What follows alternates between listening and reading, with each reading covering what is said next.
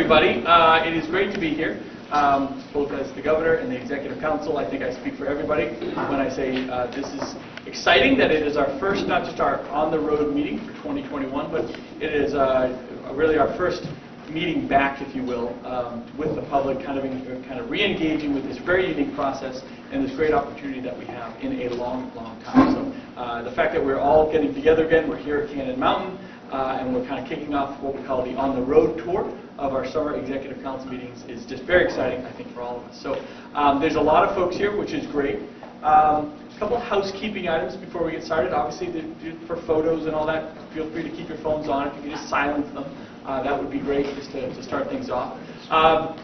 The way we, if you haven't been to an executive council meeting before, that's probably a lot of you, the way we kind of do this is each executive councilor has a chance to host a meeting. We had a breakfast meeting this morning, and big thanks to the Woodstock Inn this morning, a great breakfast meeting at the Woodstock Inn, and we're hosting this meeting. All thanks to Councillor Kenny, who represents District 1.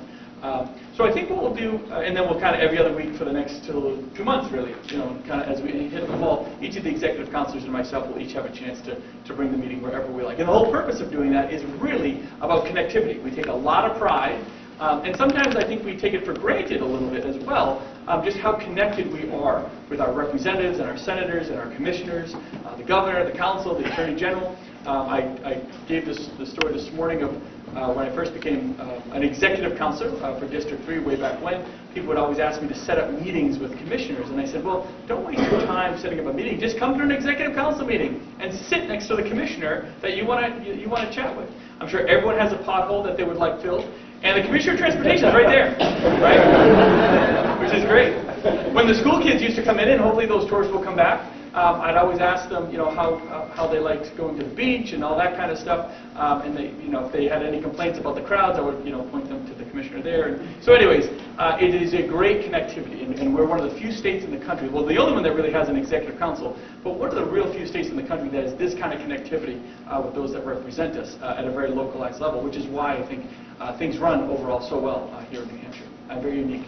Other governors are always calling, asking how the heck we do it. This is a great example of really how we do it and how we separate ourselves. So with that, I'm going to kick it over to our host, if you will, today, Councillor Kenny, and obviously the folks here at Cannon Mountain, JD and his whole team. We just want to thank everyone for Sarah Stewart and JD for just making this all happen. So, but kick it off to Councillor Kenny. Thank you very much, Governor.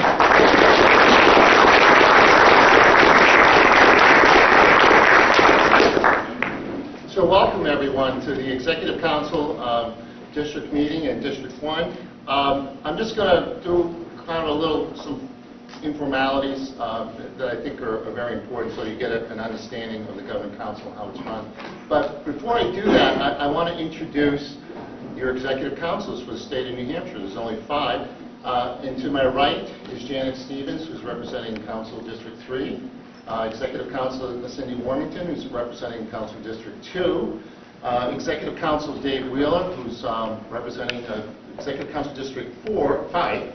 And then Councillor Gatsis from Manchester, who's a former mayor of Manchester, former president of the State Senate. He represents District 4. So these are our executive councilors that are doing your work for you here in the state of New Hampshire. And of course, our governor. I have to say some good things about our governor. You don't have to. But think about it. For 100 years from now, okay, they're going to ask the question, who led the state of New Hampshire through the pandemic? And that name, Chris Sununu, is going to come up. So with that, and all the work he's done, and with the budget, and all the activity that goes on with your personal life and everything, I just want everybody to really give him a round of applause.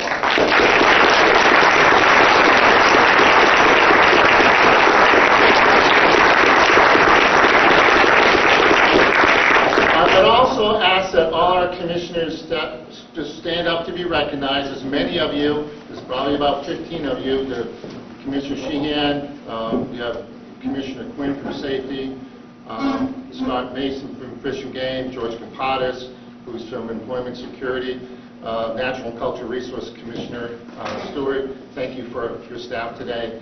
We have Dennis Boulay, who's Commissioner of the UIT. Commissioner Chevenet, okay, along with Dr. The Chan has been really working hard during the pandemic, and we thank you for all the work that you've done. Commissioner Scott from the Department of Environmental Services, Commissioner Jasper, who represents the Department of Agriculture, and who am I missing? Commissioner of Education, Frank Edelblue, and who else am I missing? Charlie Arlinghouse, Commissioner of Admin Services. We don't do anything without him. But if I've missed anybody, Our Attorney General. Our Attorney General's here. You are the head of a department. Attorney General, John Famella. And have I missed anyone else? We have the Deputy Attorney General, Mr. Perry. Anyone else that I've missed? If not, thank you, and you can sit down now. We'll be talking to you later. And if there's any state reps that are here, okay, would you please stand? Our former state representatives. We have Dennis Thompson from the North Country. We have Dwayne Brown, former state representative, and Brad Bailey, a former state representative. And I want to introduce our state senator, who's done a lot of work, Aaron Hennessy from the area, who worked very hard on the budget.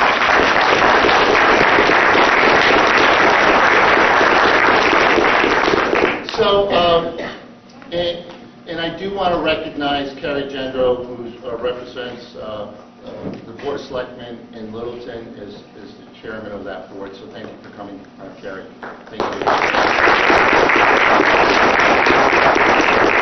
There are any other selectmen out there? Okay.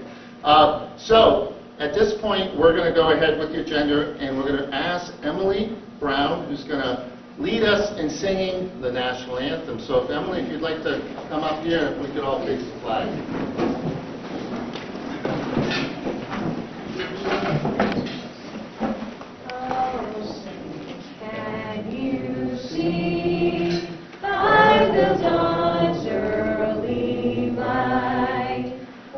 So proudly we hailed as the twilight's last gleaming, whose broad stripes and bright stars through the perilous fight, o'er the ramparts we watched, were so gallantly streaming.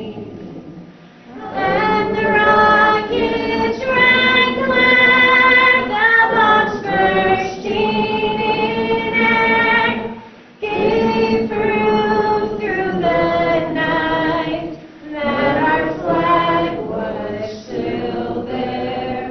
Oh, say does that star-spangled banner yet wave o'er the land of the free and the home of the brave.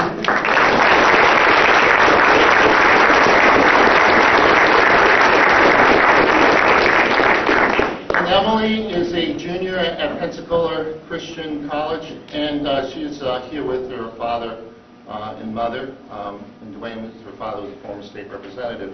Next, we would like to be led in the Pledge of Allegiance by Paul Sherdewan, who is a veteran and member of the American Legion Post 83 in Lincoln. Veterans, please feel free to salute the flag during the pledge. I pledge allegiance to the flag of the United States of America and to the republic for which it stands, one nation, under God, indivisible, with liberty and justice for all. And Pastor Annan, would you like to come up and share a prayer with us?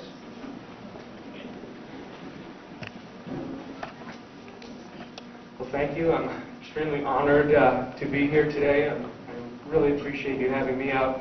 You know, it seems like many of our institutions these days are pushing God out, so it's encouraging to have a place where we can welcome God in.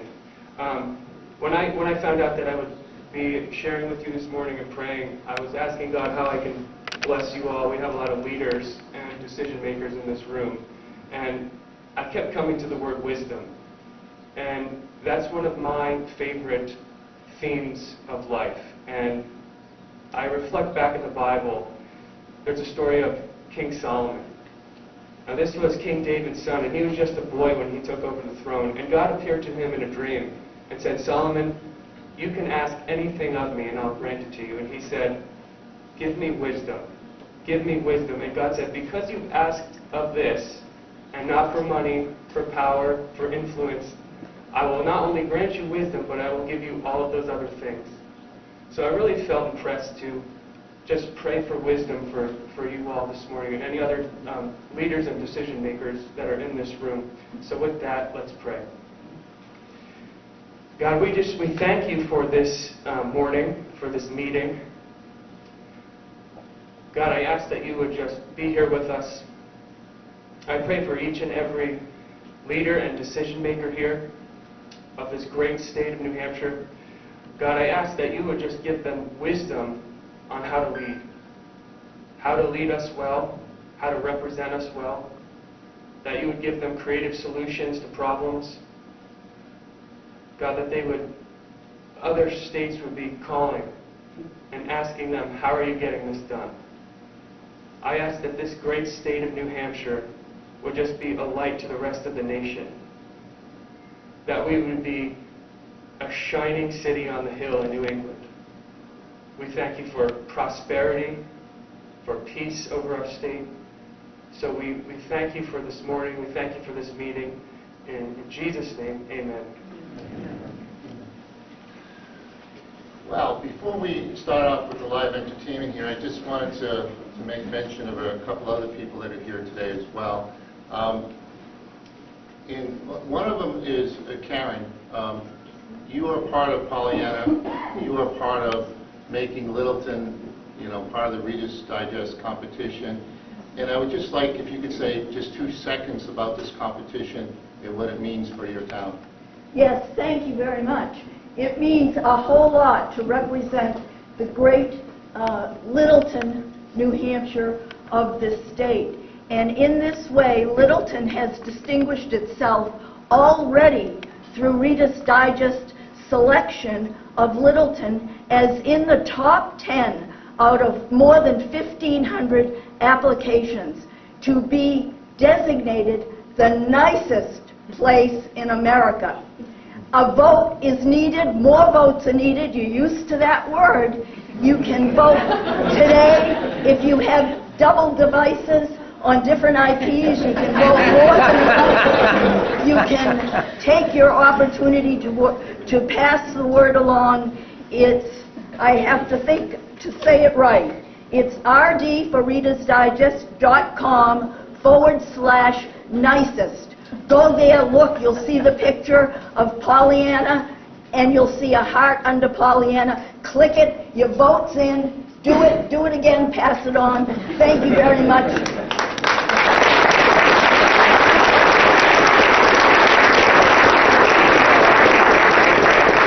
Just a lot of quick introductions, but one of the things my former predecessor, Ray Burton, would say, you recognize everybody in the audience, or come next November, they won't recognize you. So I just, with that, as a segue to Barbara Ashley, who's here, long-term fiscal agent and public servant for the area, who's just legendary. So thank you for being here, Barbara.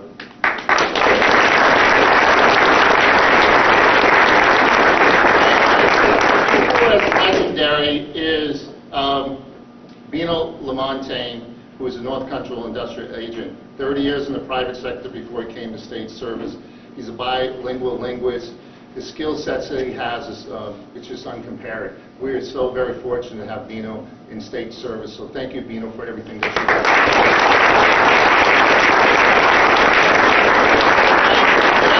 Told by the Commissioner of Education, he's rightly so, that Chuck Lloyd is here from the president of the White Mountain Community College system.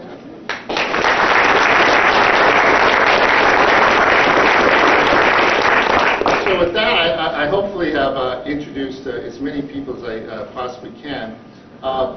Before we get into the entertainment aspect of the meeting, I just want to let you know we have 3 distinguished honorees here today that we're going to be recognizing. Mike Enriquez of the just recently retired from Proctor Academy. of head of schools, and his wife is Betsy, is here today. We also have a public servant of 51 years, Donna Sargent of Ossipee, who is here today with her daughter Nicole. And of course, Jerry Ames, who is a longtime civic leader, but more important to me, he is a veteran, Lucido graduate who went to Vietnam. And Jerry, thank you for everything you've done. And you brought one heck of an entourage here today. So thank you so much. So with that, I am being told that this is the introduction to the Weathervane Theater production performance of Whitefield. Are they here? We are, yes. Okay.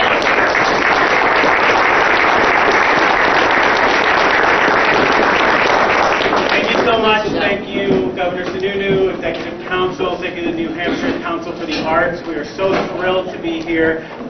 For those of you who don't know us, we're the Weathervane Repertory Theater. We're located in Whitefield, New Hampshire. We are now in our 56th season. We do alternating rep.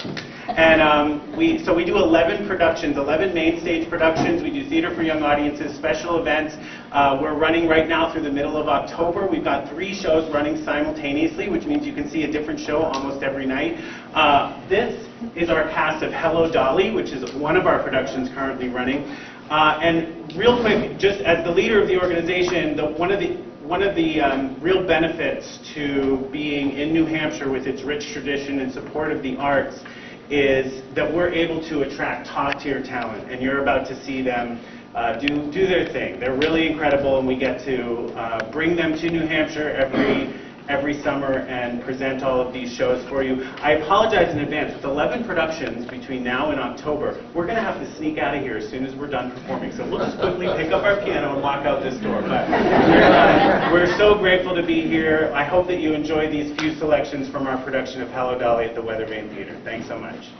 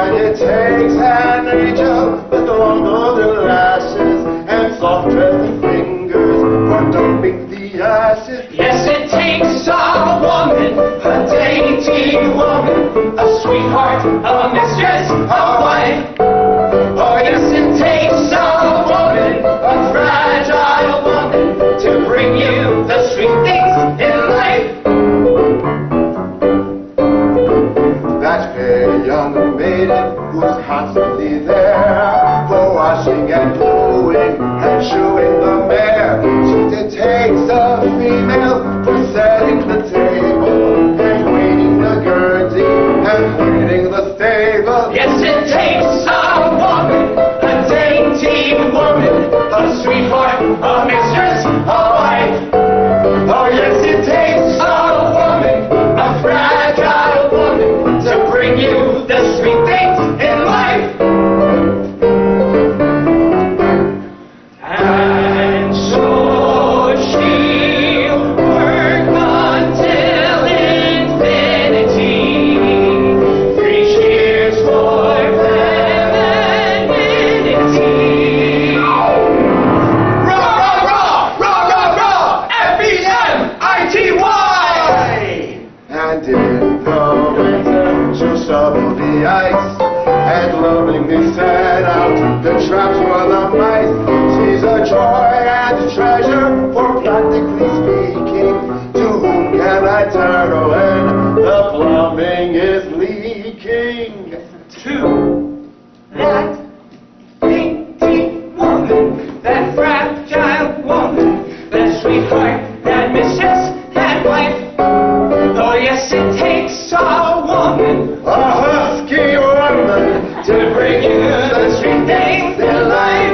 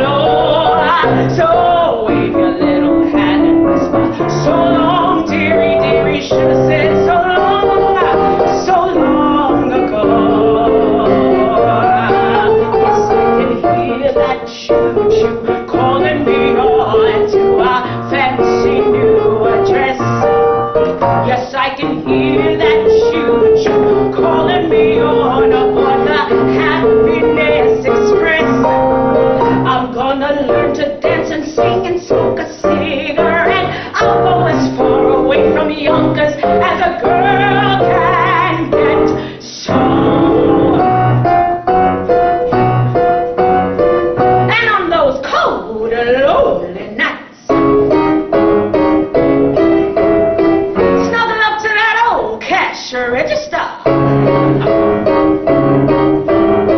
It's a little lumpy, but it rings. Don't come around me, I'll be all dolled up and singing that song that says you dog, I told you so. So promise you write like a sad old story when you see it die, snuggled up to glory. Oh, I should have said so long, so long ago.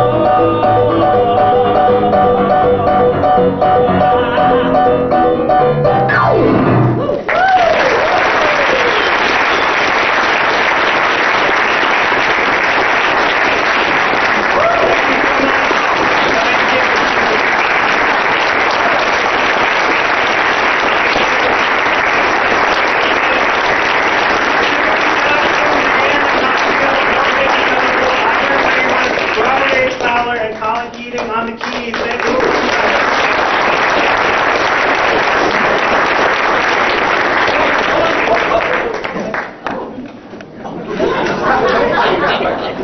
Here, come on over. Why don't we all come over here, and if the councils want to join me, we'll come over right here. Yeah, okay, great. This is probably clear. Should we be in front? Yeah, it'll block out. Yeah, why don't we go in front? Sure. Just one.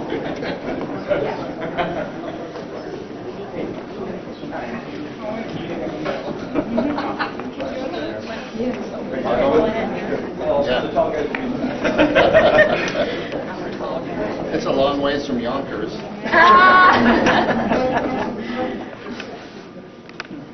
Oh, okay, let's see. Everyone look to the right. Look to the right. Now to the middle. And the left. Great. Thank you guys so much. Thank you. Great job. Thanks for coming out, guys. Nice job. Thank you guys so much. Good job.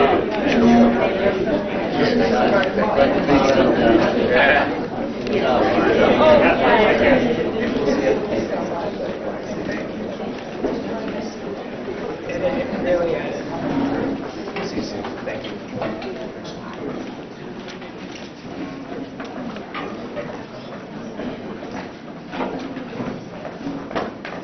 Oh, okay. Great. All right, I'll take you. I'll take you over here. So, again, big thanks to the Weather Radio Production Company. It is great to have entertainment back. We haven't been doing that in a long time either. But the other thing we haven't been able to do is really, and the opportunity that we have, we do it in the State House, of course, but when we go on the road, we have a real awesome opportunity just to recognize individuals. And obviously, Councilor Kenny, by the way, I think Councilor Burton will be very impressed. You nailed the names. I was there going around to the commissioners sometimes, but you nailed the selectmen and everybody. I think Councilor Burton will be very impressed. But we do, something that Councilor Burton really championed for his many decades serving on the Executive Council is really that connectivity with folks that go above and beyond. That's what really, again, defines our state above all others, that willing to, we call it tithing our time to whatever our passions and whatever the community needs really are. So we have 3 individuals. We wish we could honor more, but we do have 3 individuals. By the way, Barbara, I didn't know you were here. The fact that you're even here, I'm very nervous now. I got all that, getting everything right. So the first one, in no particular order, if we can, Mike Henriquez, come on up, from Proctor County.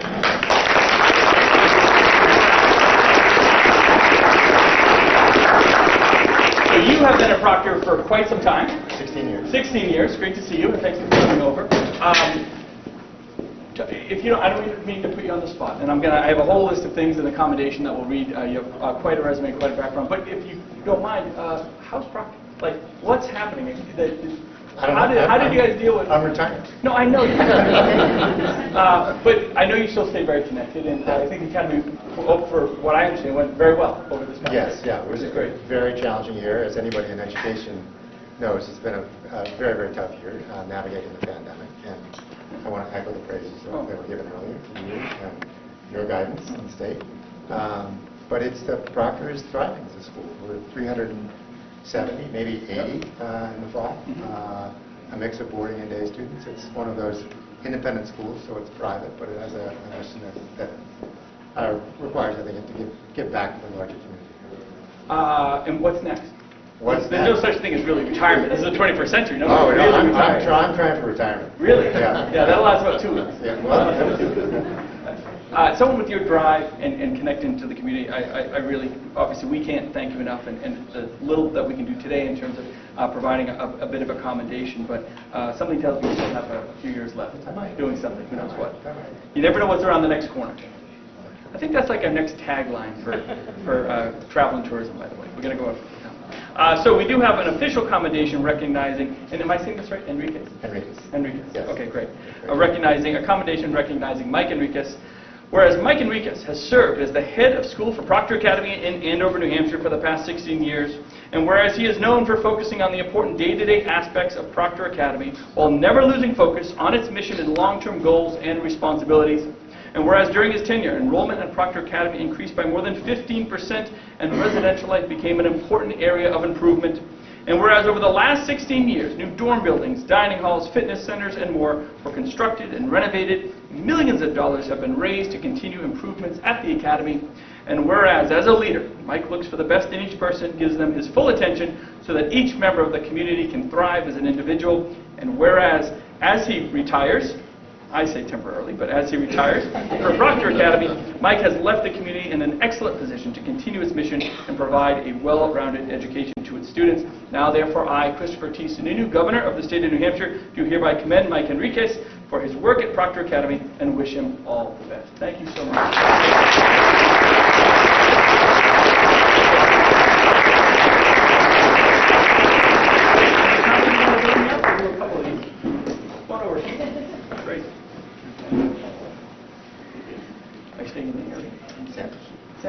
But you're going to stay. Oh, absolutely. Okay, all right.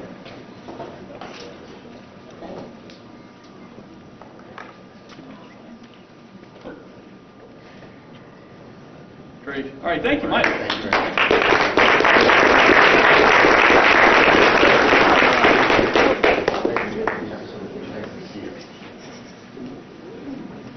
Okay, let's do another one. Donna Sargent. Where's Donna? Where are you? Sorry, there you are. Come on up, Donna Sargent from Ossipee. Now, do you live in Ossipee? I do. I thought so. Donna Sargent from Ossipee. Again, we have individuals in the state that go, when you see the resume of not just year to year, but day to day, all the different activities that folks take on in some of our communities, it is absolutely impressive. You have been there, Duke, going at it 51 years. 51 years. I cannot possibly imagine. All right, so let's do this. 51 years ago, what was the first thing you really jumped into before the other 10,000 that you thought it was going to probably be like the only thing? Oh, I'll volunteer or something. Tri-County CAP, Tri-County CAP. and it was family plan, not abortion, Yeah, family plan. family planning and Tri-County CAP, which is still going strong. Well, that's wonderful. Ossipee doing well? I was over there Very the well, other day. thank you. Thank you, I just retired. So you and Mike are Left me going to good start, shape. I think you and Mike should start a nonprofit. Yes, I'm ready. So are you really going to retire? Probably not. Slow down. Is that what they say in the Air Force? I'm going to slow down. Well, Yeah. All right. We'll see how long that lasts. We'll see. You got too much fire in you, Donna. You have too much fire. So a commendation recognizing Donna Sargent. This is quite a resume, by the way. Whereas Donna grew up and attended school in New Hampshire, and after graduating from Southern New Hampshire University, she's dedicated her time to helping her local community. And whereas she served on several boards, including the Blue Loon Bus Service, Ossipee Main Street Program, the Mount Washington Valley Economic Development Council, the Town of Ossipee Budget Committee, anyone on the Budget Committee, by the way, God bless you, and the Planning Board. And whereas she joined the Board of Directors at the Ossipee Concerned Citizens back in 1975 and served as the Executive Director from 1980 to 2021, 41 years as the Executive Director, and over those years has worked hard to increase the budget through frequent fundraisers and grants to expand the programs. And whereas she worked to ensure that the Meals on Wheels provided clients in several communities with meals 7 days a week, and later established a daycare for families in need, featuring healthy food and enriching activities, both programs have continued to grow and expand to meet the challenging needs of the community over time. And whereas Donna co-wrote several grants and created programs through these funds which benefited several different aspects of the community, from improvement to water and sewer systems to a grant for the library and the construction of Constitution Park. Whereas throughout her life, Donna has demonstrated in countless ways her dedication to the welfare of others by promoting the growth and prosperity of all the people in southern Carroll County. Now, therefore, I, Christopher T. Sununu, Governor of the State of New Hampshire, do hereby commend Donna Sargent for her service to the citizens of Carroll County and wish her all the best. Thank you so much.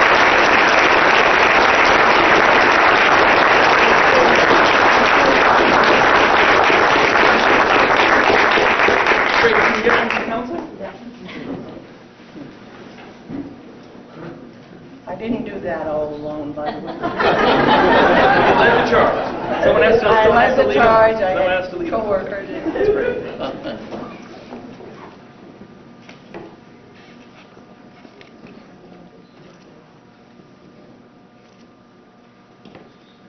Great. Thank you so much.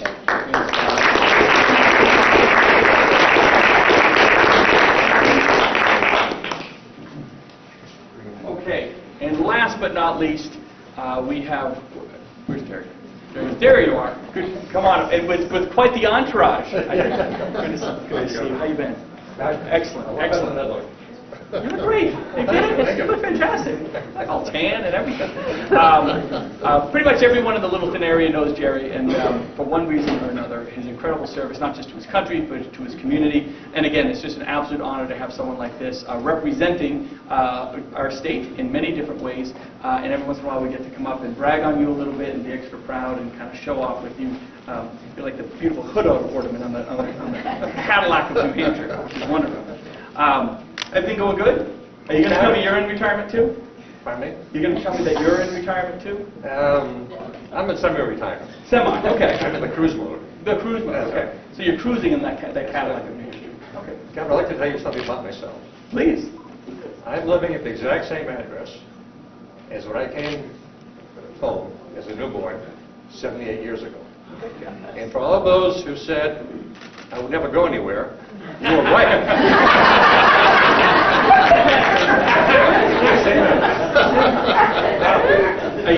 Do you have like the same bedroom and everything? Not the same bedroom. I'm in a little cubbyhole now. Okay. Everyone else is kind of phased. That's great. And you have your family here? The family is here. Oh, that's great. Excellent. Do you guys want to come up? You don't have to. I don't know. Well, come yes, on up. yes, Come on, that come would on be up. nice. Yeah, come on up. Come on up. In front of this family. That's tremendous. And Littleton's going well? Fabulous. Okay, What great. a town. Great. Yeah. What a and I As thank we Karen- heard. As we heard. Barbara actually, and I thank Bino for the nomination and Joe Kenny for following through on it. And it just proved positive. What a wonderful place New Hampshire is. Oh, sure. Absolutely. Because I'm talking to the family that can't say any more about it. But anyway, just glad to be here. Well, thank you. We're so proud. Turn that around just for the... Oh, sorry. Okay. We'll get ahead of ourselves a little bit here. I'm glad to see this lady back on the beat, I tell you that. Oh, trust me, when he says I do. Okay, so a commendation recognizing, can I just call you Jerry? Jerry, yes. Okay, we'll go with Jerry, okay. It says Jerry, but I don't want to overly close it. Whereas Jerry Eby, has dedicated to the town of Littleton, working to preserve its history, encourage its economic growth, and enhance its community development. Since his return home from Europe in 1968, he's owned several businesses and properties and has revitalized downtown Littleton. And whereas Jerry is president of several companies that have all contributed to the historical preservation of the Main Street buildings while providing local employment, apartment rentals for residents, office spaces, and storefront locations for leasing to businesses. Whereas Jerry's efforts to care for and preserve Littleton's original buildings has maintained Littleton's integrity as the, quote, Main Street of the North Country, and played a major role in Littleton receiving the National Main Street of America Award.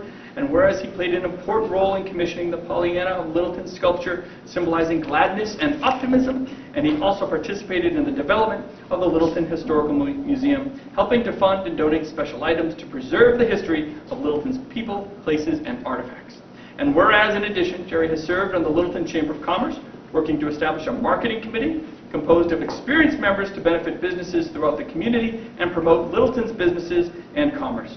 And whereas Jerry has served his successes with many other businesses and professionals over the years, offering support, advice, financial assistance when necessary to ensure success as they work to become part of Littleton's growing economy. Now therefore I, Christopher T. Sununu, Governor of the State of New Hampshire, do hereby commend Jeremiah Eames for his service to the town of Littleton and wish him all the best. Thank you so much.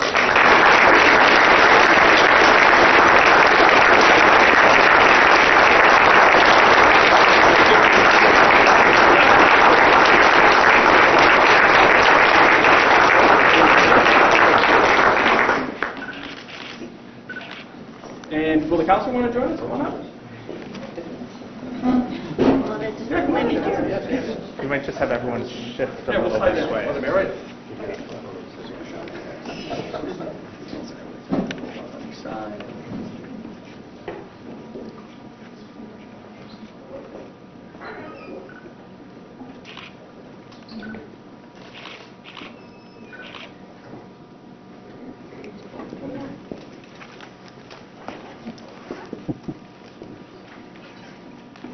All right. Thank you, sir. Thank you. Thank you. Nice to see you guys. Come over. Pleasure. Good to see you guys. Be good.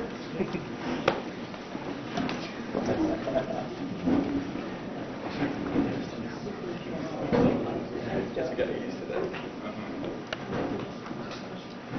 Okay, feels like a council meeting here. This is terrific. This is terrific. So moving on, I'm going to formally call the meeting of the Governor and Council to order, and I'd ask for a motion to approve the meeting minutes from June 30th, 2021.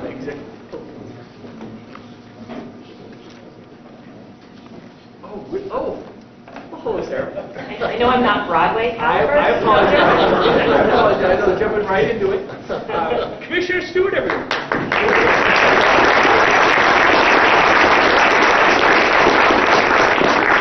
I always had the dream of performing on Broadway, but today I can say I shared a stage with Broadway performers, so I can check that box. Thank you. Welcome to Franconia Notch State Park. We are consistently rated one of the country's best state parks. We are surrounded, as you can see, by natural beauty, and beyond the state park, we are surrounded with the White Mountain National Forest as well. So there's a lot to do and see here, and if you're losing interest in the meeting, look out the window and you might see some of our black bear families tumbling around in the trails, which is always fun. So this state park was dedicated in April of 1925 by the Governor and Executive Council as an everlasting memorial to the men and women of New Hampshire who served our nation at a time of war. Do you know which governor was serving in 1925? The Honorable John Wynant was governor. He just was sworn in that January. There's a lot of history here. Cannon Mountain is one of the nation's most historic ski areas, offering skiing via the tapped slalom since 1933, and lift access skiing via the first aerial tramway in North America since 1938. I encourage you all to visit the New England Ski Museum, which is located down by the tram building. And there you can see Bode Miller's Olympic medals, which are pretty awesome and something that the entire state of New Hampshire should be proud of. I take my kids skiing here, and I remind them of Bode Miller's success, so we'll see how that shakes out. The state park and ski area combine to host more than 600,000 visitors every year. We're very proud of the revenue that Franconia Notch State Park generates to support the entire state park system, of about $11 million in annual revenue. So I want to thank JD, who manages this amazing place, and both his summer and winter staff who operate the ski lifts, who clean the bathrooms, who direct parking, who manage the campsites, rent the paddle boats, maintain the flume, and help make lifelong memories for guests from near and far. So thank you, JD and your team.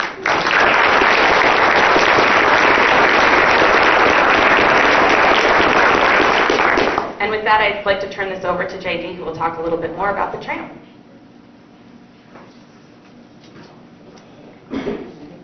Thank you, boss.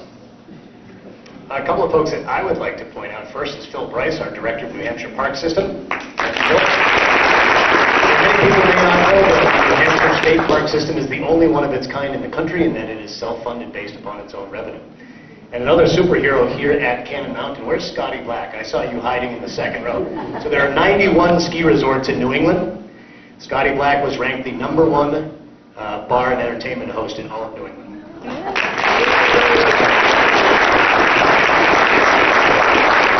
So Indeed, thank you all for coming. Good morning, I'm John DeVivo, and yesterday actually marked my 14th anniversary of having the honor and privilege of serving as the GM here at Canyon Mountain Aerial Tramway and Ski Area and Franconia Notch State Park.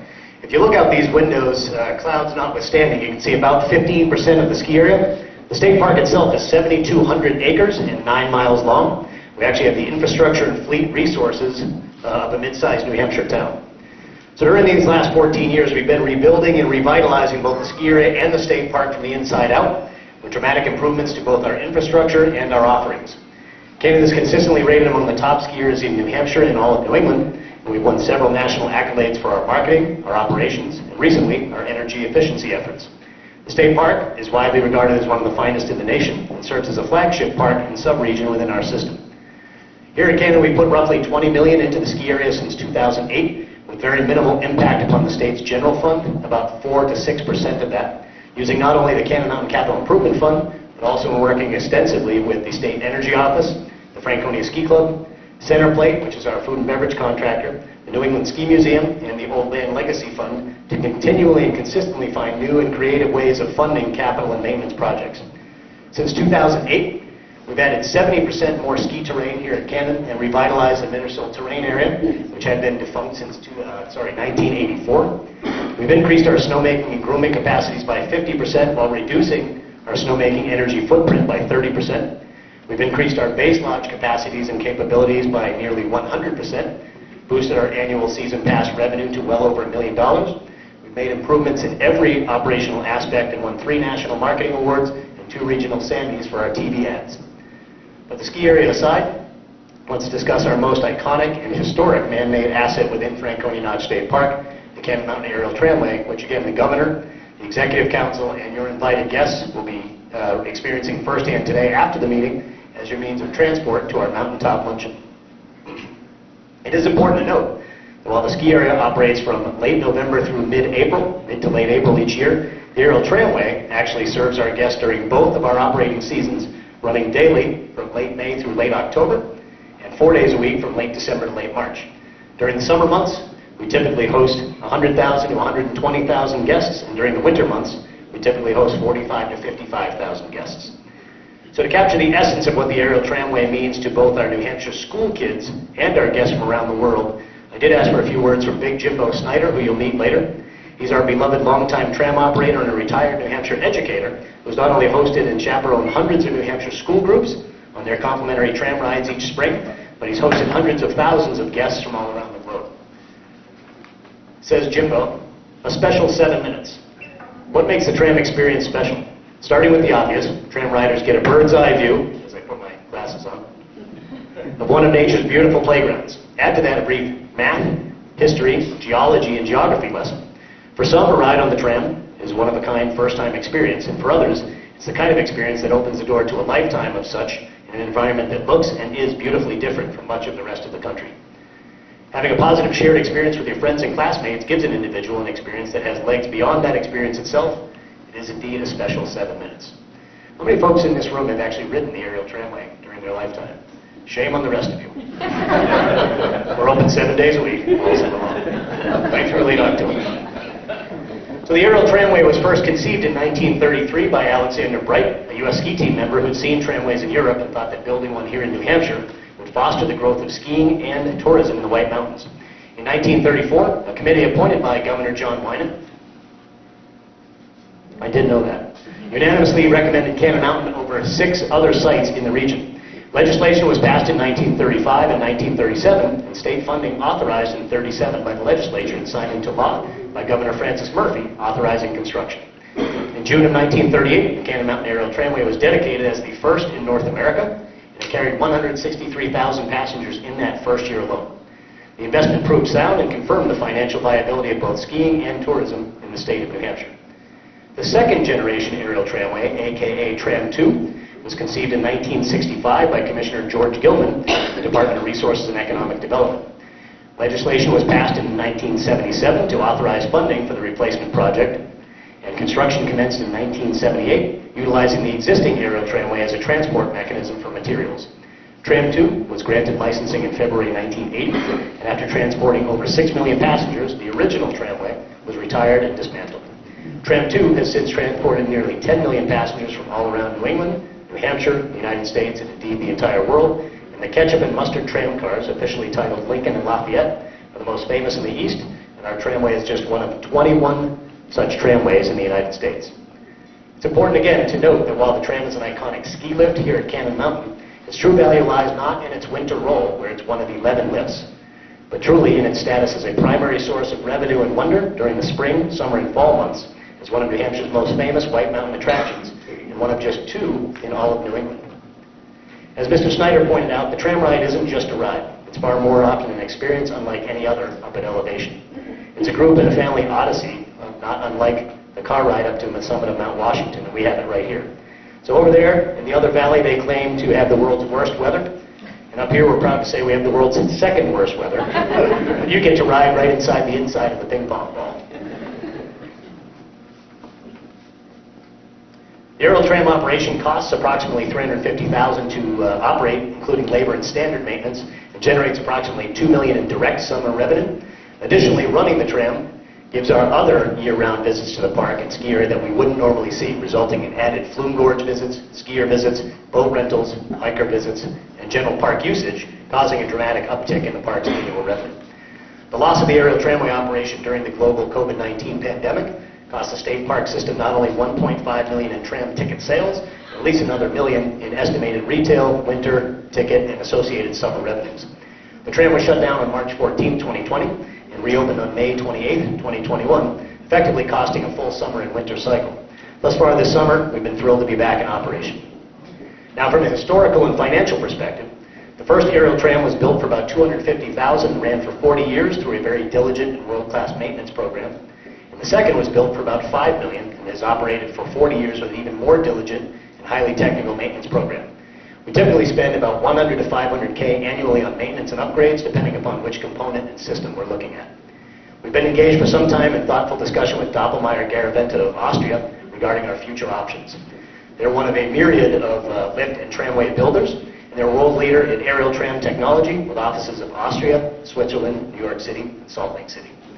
The most immediate need is to replace the current primary systems such as the cars themselves, the hanger arms, the carriage trolleys, the electromechanical componentry, and the motor and braking systems at a cost of approximately $10 million. Each of these systems has an estimated remaining lifespan of 3 to 5 years, and we've also been advised to have the concrete work at the base of the towers surveyed and steel superstructure repainted as a matter of course, representing another $1 to $2 million. The second option would be to replace the entire system at a cost of approximately $20 million. That figure is simply an estimate and is based upon a new 100-passenger tramway system rather than the existing 80-passenger, and would certainly be adjusted accordingly if we were to match it at like size.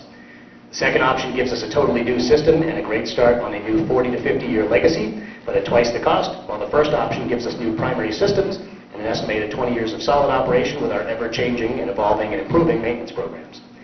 Tram refurbishment and upgrades may be likely to cost a summer and winter season, while a full rebuild and replacement would likely take the better part of 2 calendar years. In each of these cases, Doppelmayr engineers believe that the tramway structure buildings themselves at the base and summit may be reused, but the lodge facilities themselves are showing their age and are in need of refurbishment and modernizing, and that's under discussion at Design, Development, and Maintenance, down there at DNCR. We've discussed a gondola system as a means of increasing ridership and capacity, but we and our partners at Doppelmayr believe that our ability to operate such a system with small individual cabins would be severely hampered by our weather systems between 3,000 and 4,000 feet elevation, which generate rime ice during most months of the year and require the weight of the tram cars and sets of brass wheels to break the ice off of the track cables. Additionally, we here at Cannon simply don't believe that a gondola offers nearly the same level of a family and group experience that makes the tram such a beloved feature and fixture within the park. There was a question from Councillor Kenny regarding the role of the Cannon Mountain Advisory Commission in this discussion. The CMAC, as we call them, was created through legislation in 1998 to advise the Commissioner at DNCR regarding the expenditure of the Cannon Mountain Capital Improvement Fund, which is essentially a fancy title for the money that comes from the leasing of the Mount Sunapee ski area operation and is directed by RSA into the capital improvements at Cannon. But such improvements in the aerial tramway go far beyond the capacity and scope of that fund. The CMAC is a 10-member panel, 9 of whom are appointed by the Governor's Office, the President of the Senate, and the Speaker of the House, and the 10th member is always the current State Treasurer. The CMAC typically meets twice a year, but has not met since November 2019, and ironically will be meeting here in this room on Friday. Cannon Mountain regularly uses several means of procuring capital funding. First is the Cannon Mountain Capital Improvement Fund. The average draw is approximately $500K per year. We utilize public-private partnerships. For example, Franconia Ski Club has funded and gifted $7.5 million in assets to the state during the last 10 years. Centerplate, which is again our food and beverage contractor, has come in at $750K in partnership with us. We use our operating budget for smaller scale capital maintenance projects.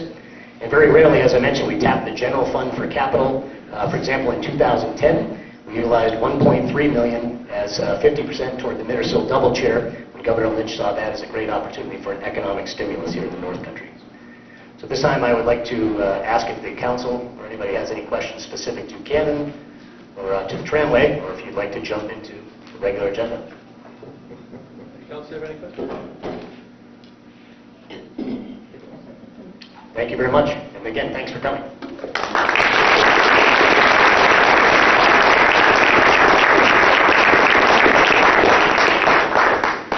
Great. Okay, well, thank you, guys.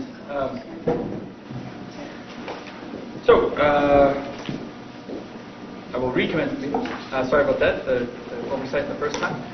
Call this meeting of the Governor Executive Council to order and ask for motion to approve the meeting minutes from the June 30th, 2021 Executive Council meeting. So moved. Second. Any discussion or changes to those meeting minutes? Okay. Seeing no discussion, all in favor of approving the meeting minutes as presented, please signify by saying aye. Aye. Any opposed? And the meeting minutes are approved. Next, from the Office of the Secretary of State, we have our civil commissions. Could I please have a motion to confirm the list of civil commissions? So moved. All in favor of the list of civil commissions, please signify by saying aye. Aye. Any opposed? The list of civil commissions is approved. Are there any nominations to place in the list? Councilor Kent? Thank you, Governor. I'd like to move the nomination of Linda Blackmore of Lebanon as a notary. Any other nominations to place in the list? Okay, so with that, the issue of the civil commissions is concluded. There are no resignations to accept today. We do have some confirmations of new individuals and some reappointments. So to begin with, could I please have a motion to confirm Tanya Warren of Plymouth to the Board of Psychologists? Second. We have a motion and a second. Any discussion on Tanya Warren?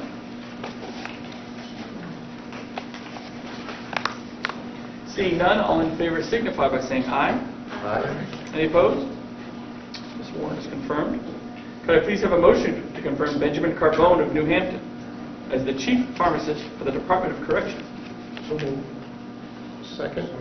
Motion and a second. Any discussion? Okay, seeing none, all in favor, please signify by saying aye. Aye. Any opposed? Mr. Carbone is confirmed. Could I please have a motion to confirm Hoppy Noveletsky of Newfields to the Community College System of New Hampshire Board of Trustees? Second. Any discussion? Councilor Warmington? I just note that in the Red Book, Holly is spelled Holly. On Ms. Noveletsky's resume and documents, it was spelled IE, and just like for her to have the correct spelling of her name in the Red Book. I think IE is correct. Thank you. Note that. Any further discussion? Okay, seeing none, all in favor signify by saying aye. Aye. Any opposed? Ms. Noveletsky is confirmed. Could I please have a motion to confirm Craig Wright of Loudon as the Director of Air Resources for the Department of Environmental Services? So moved. Second. Any discussion? Seeing none, all in favor signify by saying aye. Aye. Any opposed? Mr. Wright is confirmed.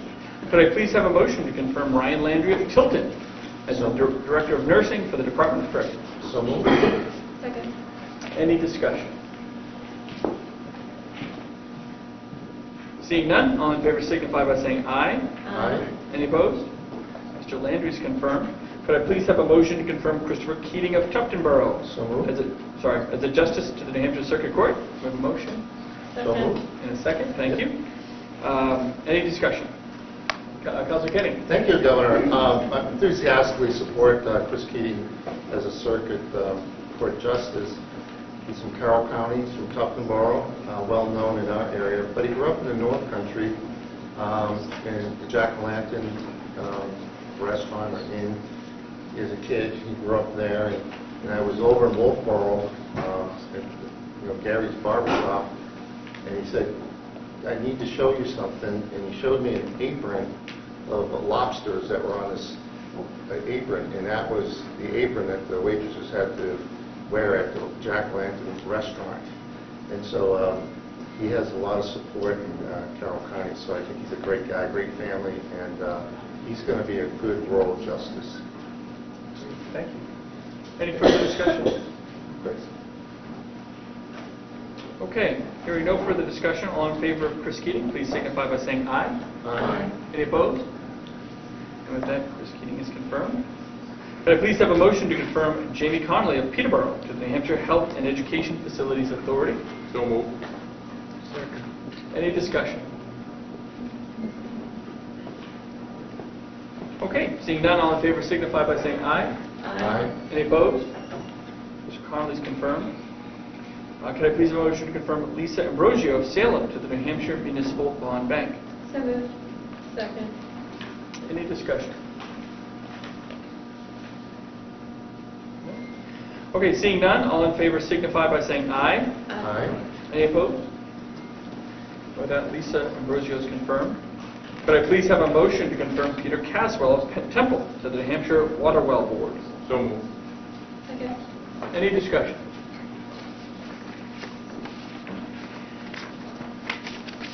Okay, seeing none, all in favor, please signify by saying aye. Aye. Any opposed? Mr. Caswell is confirmed. Could I please have a motion to confirm Scott Murray of Barrington as a per diem justice to the New Hampshire Circuit Court? So moved. Second. Any discussion? Seeing none, all in favor signify by saying aye. Aye. Any opposed? With that, Scott is confirmed. A couple more here. Could I please have a motion to confirm David Rochford of Littleton to the Pharmacy Board? Governor, I'd like to move the nomination of David Rochford of Littleton to the Pharmacy Board. Second. Any discussion? Okay, seeing none, all in favor signify by saying aye. Aye. Any opposed? David is confirmed. Could I please have a motion to confirm Francis Quinn of Rye to the Railroad Appeals Board? So moved. Second. Any discussion?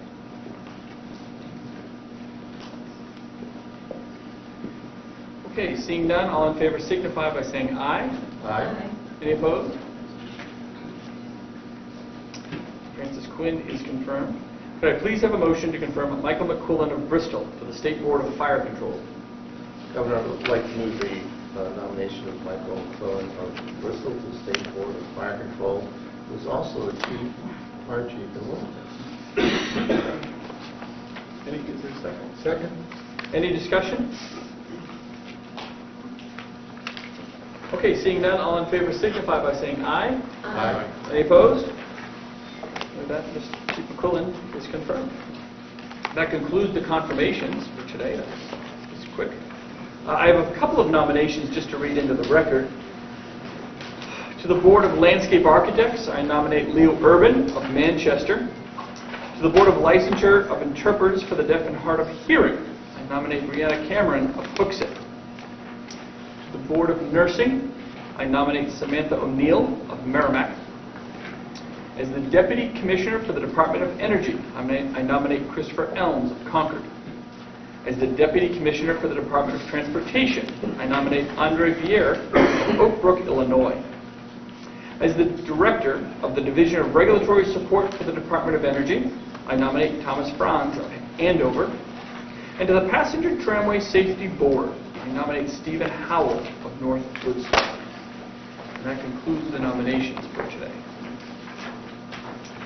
So moving right along, we have our consent calendar. I begin by asking for a motion to adopt the consent calendar.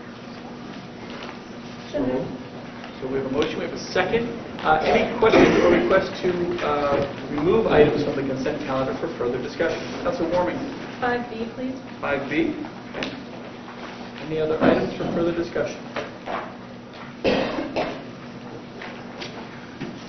Okay, so noting the removal of item 5B, all in favor of the consent calendar agenda for all items with the exception of item 5B, please signify by saying aye.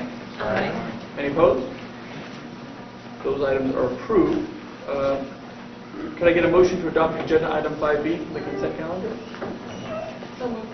Second. So we have a motion and a second, and I believe we have a question. Mr. Commissioner, I just find this to be an interesting item that we can use the wastewater to test for COVID. Wondered if we've been doing that, what is the results of that available to the public? Can we tell whether the magnitude of disease in the community can be detected from that? It's an interesting issue. So a variety of organizations and communities have used wastewater testing. I know of at least a couple of communities in New Hampshire that are using it more of a pilot. Some of the universities are using it for testing dorms to get an idea. And New Hampshire Hospital started to use it several months ago as a way to test the overall level or presence of COVID within the hospital. So I think it is still new. When I say new, I would say a year. But I think you'll see it in use more often going forward as we establish the standards and how, in what environments it can be used. A lot of organizations talked about using it in nursing homes, right? That would be a great venue to do that.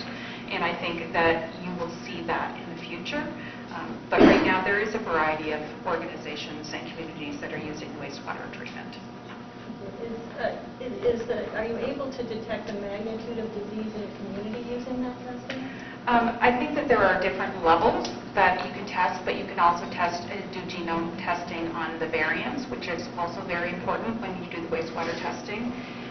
Obviously, the big thing we look for is zero, right? So if we test a dorm at a university campus, or let's say all of New Hampshire Hospital, and we have zero COVID in wastewater, then we can reasonably assume that there's no patients within the hospitals that have the hospital that has COVID. So, but there are different levels. I'm not sure on the science exactly on, if this level means there's 10 people or if this level means there's 5 people. But it's evolving, for sure. Thank you. Yeah. Any further questions on consent calendar item 5B? Okay. Seeing none, all in favor of item 5B, please signify by saying aye.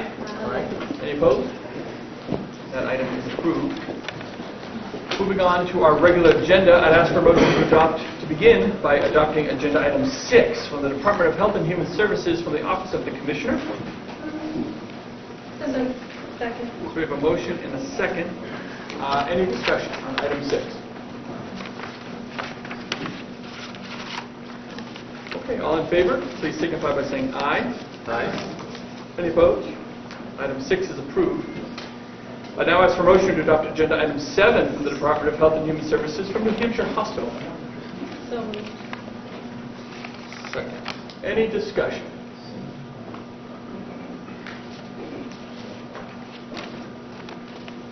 Seeing none, all in favor signify by saying aye. Aye. Any opposed? Item 7 is approved. I now ask for motion to adopt agenda items 8 through 11 from the Department of Health and Human Services from the Division of Economic and Housing Stability. So moved. Second. Any discussion on any of these 4 items? Councillor Gaffney. Thank you, Governor. I know that for the last at least 2 years, I've been talking about sole source contracts. We have now gone to a different way of doing sole source contracts. And that's about amending existing contracts. So I think that the message is going to be loud and clear starting today. We table these items and they go back out and get bids on items because I think it's important for the taxpayers of this great state to know when something's out there on a sole source contract. And I think something was issued, I don't know if you saw it, but something was sent out to change the verbiage sole source to amendment. So a couple things here. An amended contract has been pre-negotiated, or I should say pre-established within the existing contract. That's an amendment, and so therefore it wouldn't be going out to bid. You're just exercising the amendment as opposed to a sole source contract, which would be a whole new bidding or non-bidding process. You know, the old contract is ended. We're going to establish a whole new contract. So I think the change in verbiage is that an amendment isn't sole sourcing anything. It's just utilizing the amendments that were pre-established as part of the previous contracts. And I know this is a little more of an administrative services question. Maybe it's not. It doesn't just pertain to Health and Human Services. It certainly doesn't pertain to just HHS, and several of our contracts are also the renewals. So when we bring the original contract forward, it clearly states in that contract that we have done an RFP, we've competitively bid it, we're awarding it for 2 years with options to renew 2 more terms of that contract. So when we renew those contracts, they come forward as a renewal. So if the desire is to not do renewals and RFP a contract every 2 years, then we would have to change that practice in state government. I think all departments, not just DHHS, does renewals on their contracts.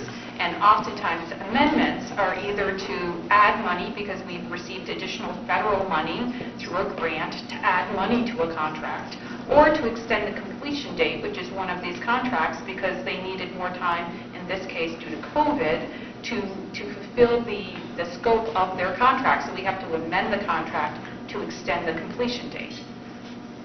Going out to RFP for a company to finish the work that they were originally contracted to do wouldn't make a lot of sense from the department's point of view. Oh, sorry, Councilor. So historically, before this council, if you went out to bid on a contract, that is not a sole source contract, and an amendment to that contract is not labeled as sole source. An extension of that contract is not labeled as sole source.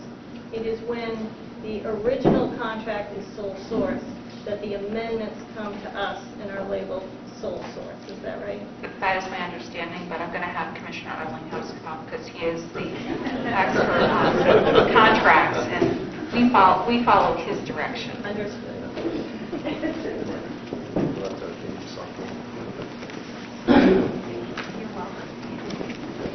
I'm Charlie Arlinghouse. I'm the Commissioner of Administrative Services.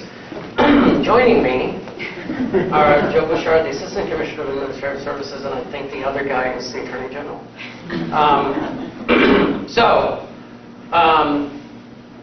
Picture a contract, right? We signed a 3-year contract with Anthem to provide, to administer our health care. In that contract, there's an option for up to 2 years of renewals. We happen to bid that contract, so it's not sole source. In the past, if it had been, let's say we just gave it to them and we sole sourced it. In the past, the amendment would also be labeled as sole source. I think the change in practice right now is that now that amendment, which is in the contract, is not labeled as sole source because the original contract was sole source. The amendment is just part of a contract. But you're quite correct that before, that's exactly what would have happened. And it is not the case on the current agenda. It's not the case today. Yes. On the agenda. So, for instance, contract number 8 was previously a sole source contract. The amendment that came before us previously was labeled as a sole source contract because it's a sole source amendment or an amendment to a sole source contract. Today, that is not labeled as a sole source amendment. Yes. Right? That's true of 9, 10, 11, and a number of other contracts that are before us today. I think that's correct. I don't know which ones, but yes. And that happened as a result of an email that was sent by your office to department heads across the state. In fact, 107 recipients, I'm counting. That sounds about right. That's a distribution list typically. Received a 3-page email describing a change in practice of when things would be labeled as sole source and when not. Yes. And missing from this list of recipients is any member of the Executive Council. So this is the typical distribution list that we do on contracting and G&C items. It's not a list that the council has been on in the past. we could add them to it. Do you think that if you're going to change the way sole source contracts are labeled, that you should consult with the council? I think that the decisions on how to label contracts are a decision for the governor and council, yes. And was this decision brought to the council?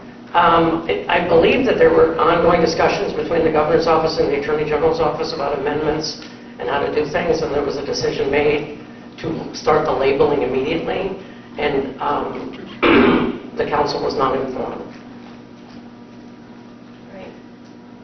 So I know that this council has expressed a lot of concern about the number of sole source contracts that are on our agenda. But I would suggest to you that a way to resolve that problem would be to do less sole source contracts and not to just change the way you label contracts so that you appear to have less sole source contracts. Well, if you're talking to me, and I by your look, I take it you are. The contract. The contract is a bid. The amendments are part of an existing contract that was bid out. It's an amendment to either a bid or a sole source contract. So it is not about taking a sole source contract and changing the wording, but providing clarification, because there were items here that were clearly using the word sole source that had been actually bid out. So the clarification is appropriate to reduce, it's not about reducing the number of sole source contracts, it's about providing better clarification. These were bid out contracts that use the word sole, no, excuse me. These are bid out contracts that are using the word sole source. Do you want us to keep using the word sole source when they've been bid out? No, of course not. The amendments are already attached into a bid out contract. So calling it sole source would be, and has been, very inappropriate. I would suggest to you that that's not the case on the contracts before us today. We can go through them one by one. These are contracts that were originally sole source contracts. The amendment is not labeled as a sole source amendment. So if I could just add some context and some clarity. Several of the continuum of care contracts, as you see in 9 and 10, Yes. 8, 9, and 10, are contracts that we do bid out, but prior to going to HUD for funding.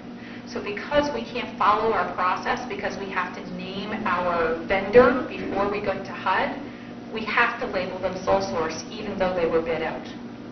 And number 11 was competitively bid out prior to this amendment. So all 4 of these contracts were bid, but because of some of the rules around HUD and our federal dollars, it doesn't always allow us to follow the process around an RFP. So we have to label them sole source, but they are bid. So I have looked at the instructions that were given to the department heads, and these instructions indicate that even if it was a sole source contract originally, if it adds no money and it just adopts a renewal term, then it would not be labeled as a sole source amendment. So this really fundamentally changes the definition of sole source. And I would say that I am not necessarily opposed to that discussion, but I think it is highly inappropriate that this change was made and communicated to all of the commissioners with no input from the council. I would say I think that the governor and the council are both correct on this, even though they seem to disagree. And that Real politician, Joe. there are in both of the cases, the case the governor describes, he's quite correct, and in the case you described, you're quite correct as well. And that's true. We're communicating to department heads the instructions as we understand them. And I will in the future have us on communications of this nature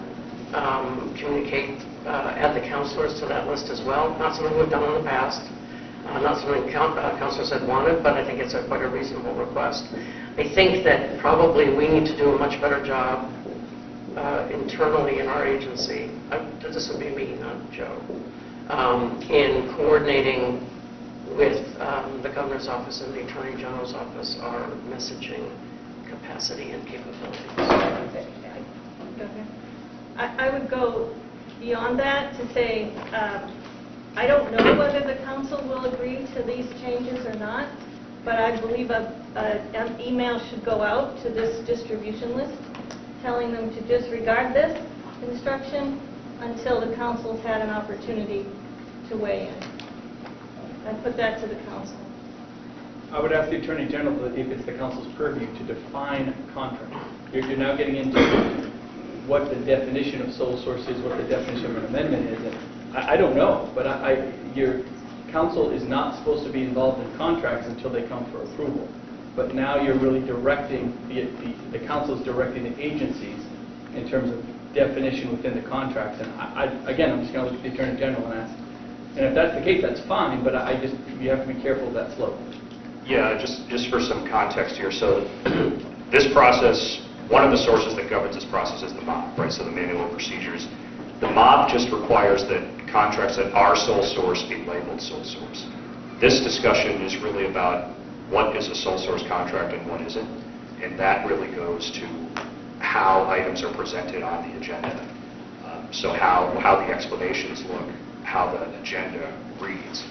I think what we're trying to do here, this is an effort, I think, between DAS, the Governor's Office, the Attorney General's Office, really to get agencies to have a standard process in how these items are presented on the agenda, because this is part of the foundation of the agenda. This is really an item for the Governor to direct. The Council can discuss it with him, but this isn't really a matter which the Council would approve as part of a change to the MOP. But I think another piece of important context here, like I just said, is that this effort is really driven by trying to standardize what agencies are doing, because I know HHS has taken a certain approach. We've seen other agencies do different things with how they label these contracts, and so this is all really meant to standardize how these are presented.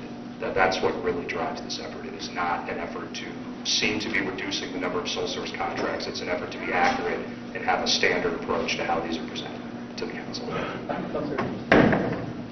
Attorney General. Yes, Council.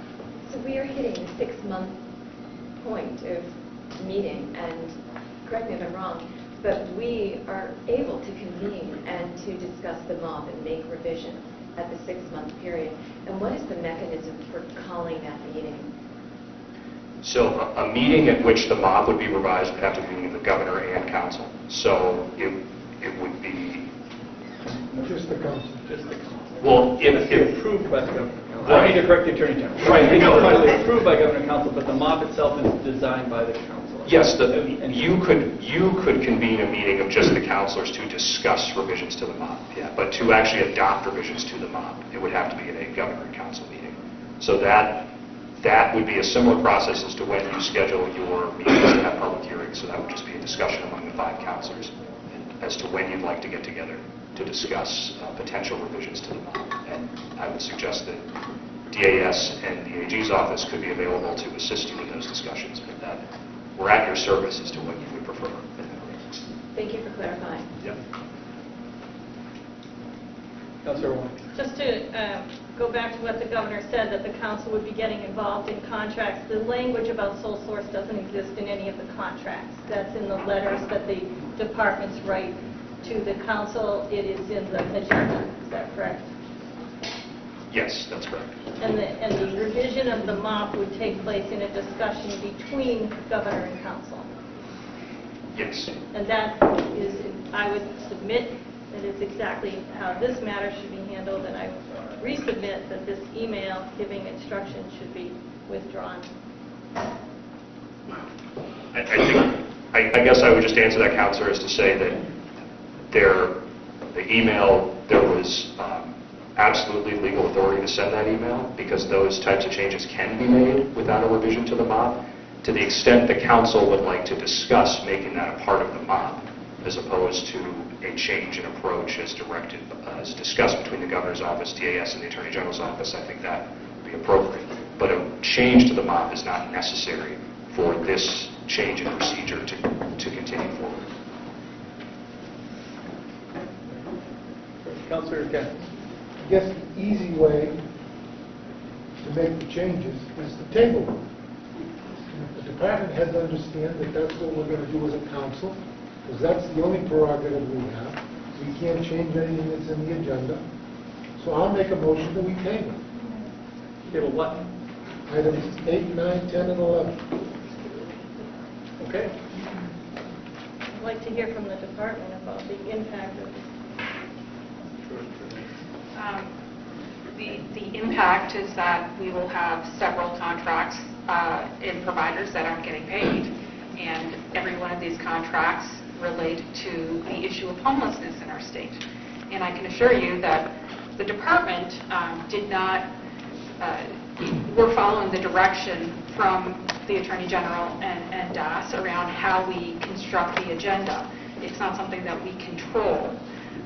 So tabling these items and potentially delaying services to people that are homeless, the most vulnerable people in our state, is only hurting them and no one else. So it would seem not in the best interest of the providers that are providing homeless services to our homeless population to be tabling these contracts over a technicality and to make a point. I've been trying to make a point for 3 years, Governor, just like you did when you were sitting in seat 3, because you weren't a big fan of sole source contracts either when you were the executive council. I would tell you these contracts were bid out. They were put out to bid. So you're going to stop a process, stop a contract that provides services to homeless individuals that was bid out because you think the word sole source should be in there. If you want to discuss process, that's absolutely fine, but to hold up the funding of these programs. So are you saying that we should table all the sole source contracts that are here? No, I don't think you should table any of them. So we should, it's just a rubber stamp? No, We look, should just be a rubber stamp? Are you saying you should table? No, I'm talking about the rest of them that are on this agenda. Well, if you want to, you can table anything you want. No, I'm just talking about the ones that are here on the rest of the agenda. Well, why would you table the sole source contract? Because you want it to be bid out? Well, then you should vote it down and tell them to go bid it out. I mean, you have that Is that option. your suggestion?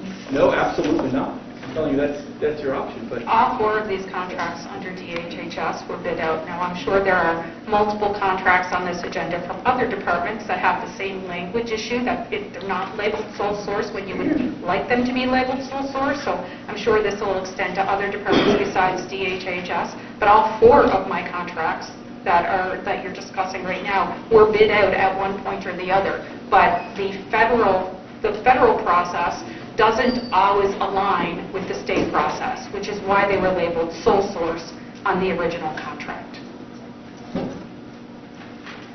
I would suggest this is not a problem with the Department of Health and Human Services. This is a problem of the governor's office deciding to go forward with a change without consultation with council. And I think that is a separate issue. Again, we can advise the other department heads that we may be tabling your contracts next time if you don't label them sole source. Even though they were bid out. So we should just label I don't them. believe they were bid out, as Commissioner Arlinghouse stated. That is not the case in all of these contracts. That is not the instruction that has been given to the department.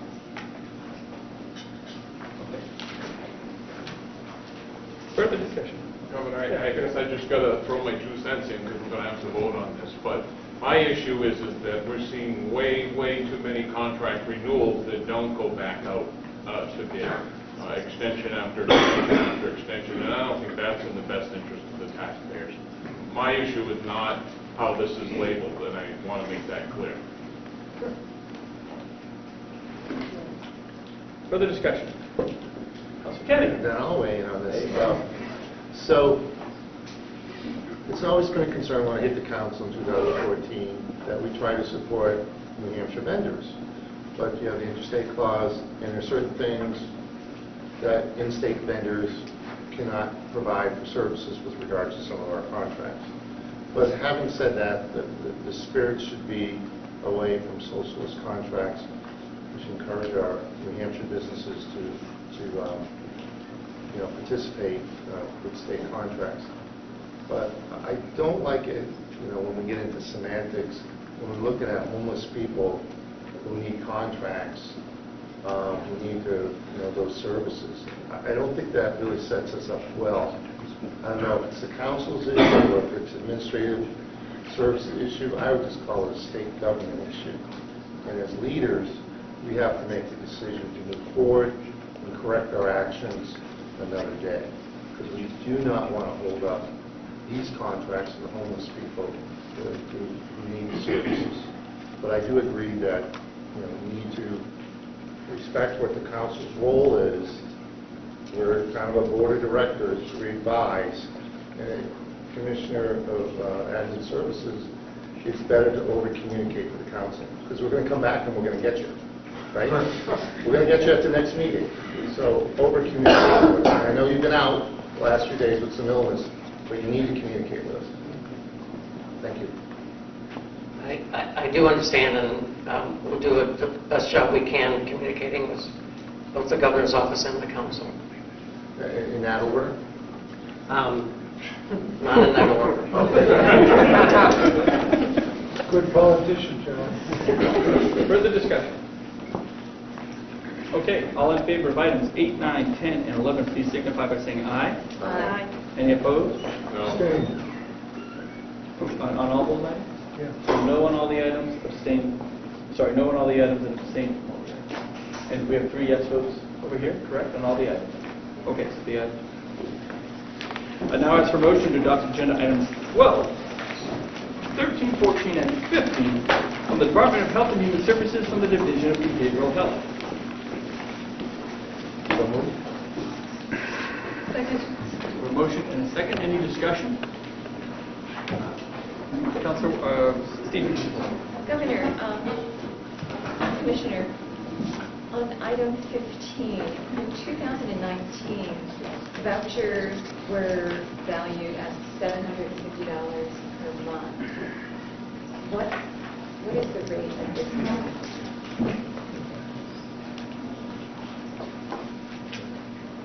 Good morning, Council and Governor. I'm Katya Fox. I'm the Director of the Division for Behavioral Health. And you're asking the question on 15, the Housing Bridge Program. Could you again repeat that? In 2019, the contract stated that vouchers were valued at $750 per month. Fast forward to 2021, what are we providing?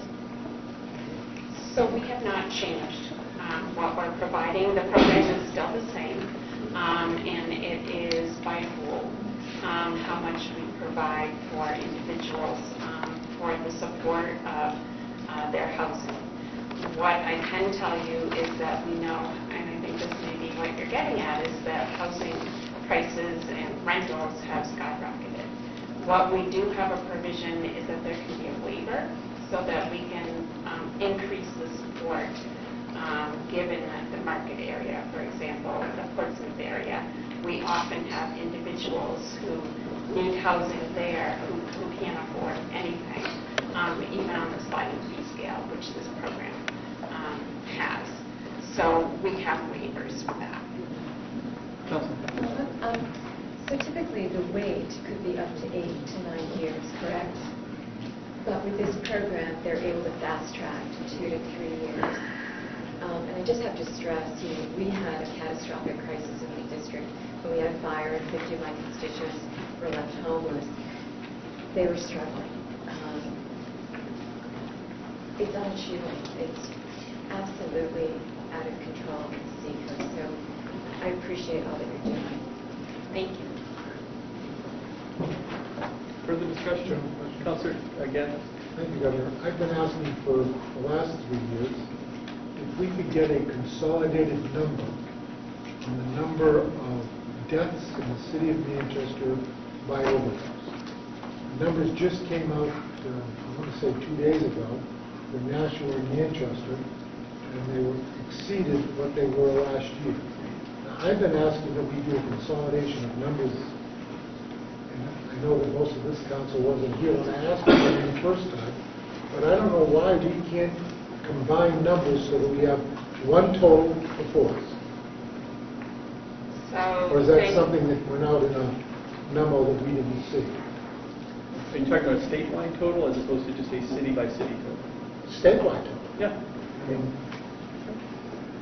So, thank you, Councilor Gaddis. I know this is an area that you've had particular focus on because of the robust data that's provided by AMR, the ambulance service in the city of Manchester, and looking at the data that we have that comes from the state's medical examiner's office. And so what we have is we have the drug monitoring initiative, which is the GAP, and I can see that you've heard this before, but for the benefit of everyone else, we have those two different sets of data. And so we have been working really hard with Commissioner Quinn and his staff in order to bring the data together and to have an approach that makes sense and that doesn't conflict. A person on our staff, Jenny O'Higgins, who actually came from the community in the city of Manchester, has worked very closely with AMR and with the fire department to, as much as possible, cross-match those numbers to ensure that we aren't double counting, that the number of overdoses that are reported, the number of people who are served by Safe Station, the number of people who are served by the doorway, that we all have an understanding.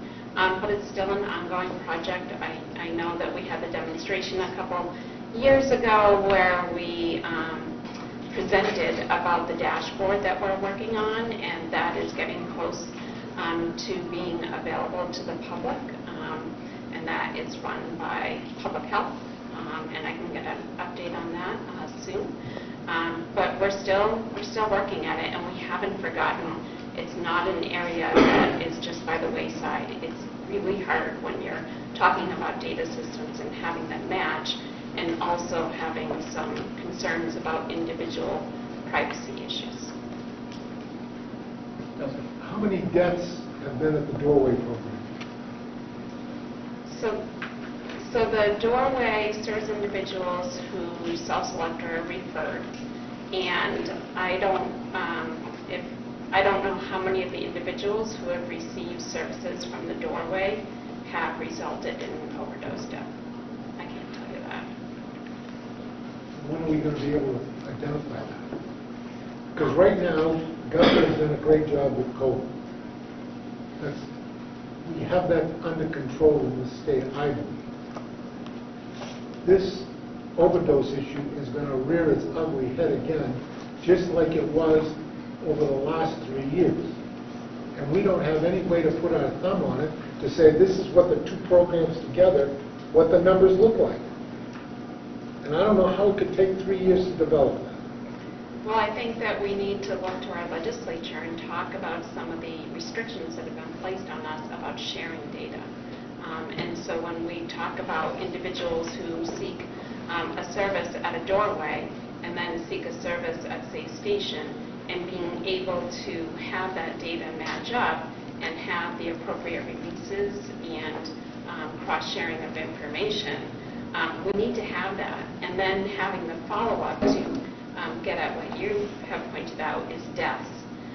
So seeking a service or ending up at Safe Station, then having to try to track that person who may be transient and being able to match it back with a death certificate is quite an undertaking. How many folks? How many folks have you serviced at doorways? I did not bring that data, but I certainly can share that with you. Tens of thousands. Tens of thousands. So, if I may, I know, given Katya's position, she's, I think, trying to be very polite about it. The fact is the doorway system has been incredibly successful. One of the biggest barriers is the system was designed to provide warm handoffs. An individual key getting a treatment here goes to Berlin, and now they're going to get recovery there. Maybe they move or whatever it is. The legislature has prevented the state, because for privacy issues, and it's understandable, but it is a huge barrier. The system simply cannot share information. The closed-loop referral system does not work as it was designed and intended to do so because of privacy issues. So therefore, you have all of the hubs, you have all of the spokes, and many of those data sets live in their own silos, which is, to your exact point, and you're 100% right, is a real problem. So combining all of these data sets, it could be a clubhouse recovery program here, it could be a more intensive in-treatment program there, it could be a program that is dealing strictly with fentanyl here, it could be a program that's dealing with alcoholism and mixed uses over there. Every system is a little different. That's actually a good thing because you can provide different levels of service and different types of treatment for different individuals because everyone has a different path in their recovery and treatment program. But when those data sets don't line up, to your frustration and ours, is incredibly frustrating. But we don't have the ability to do that because of certain barriers with privacy issues in the state. Other states can do it. We cannot.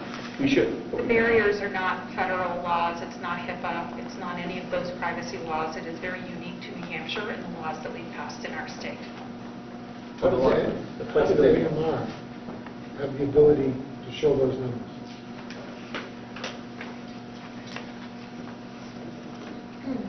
So AMR is one ambulance service across the state, and they have worked closely with Safe Station to be able to provide those numbers.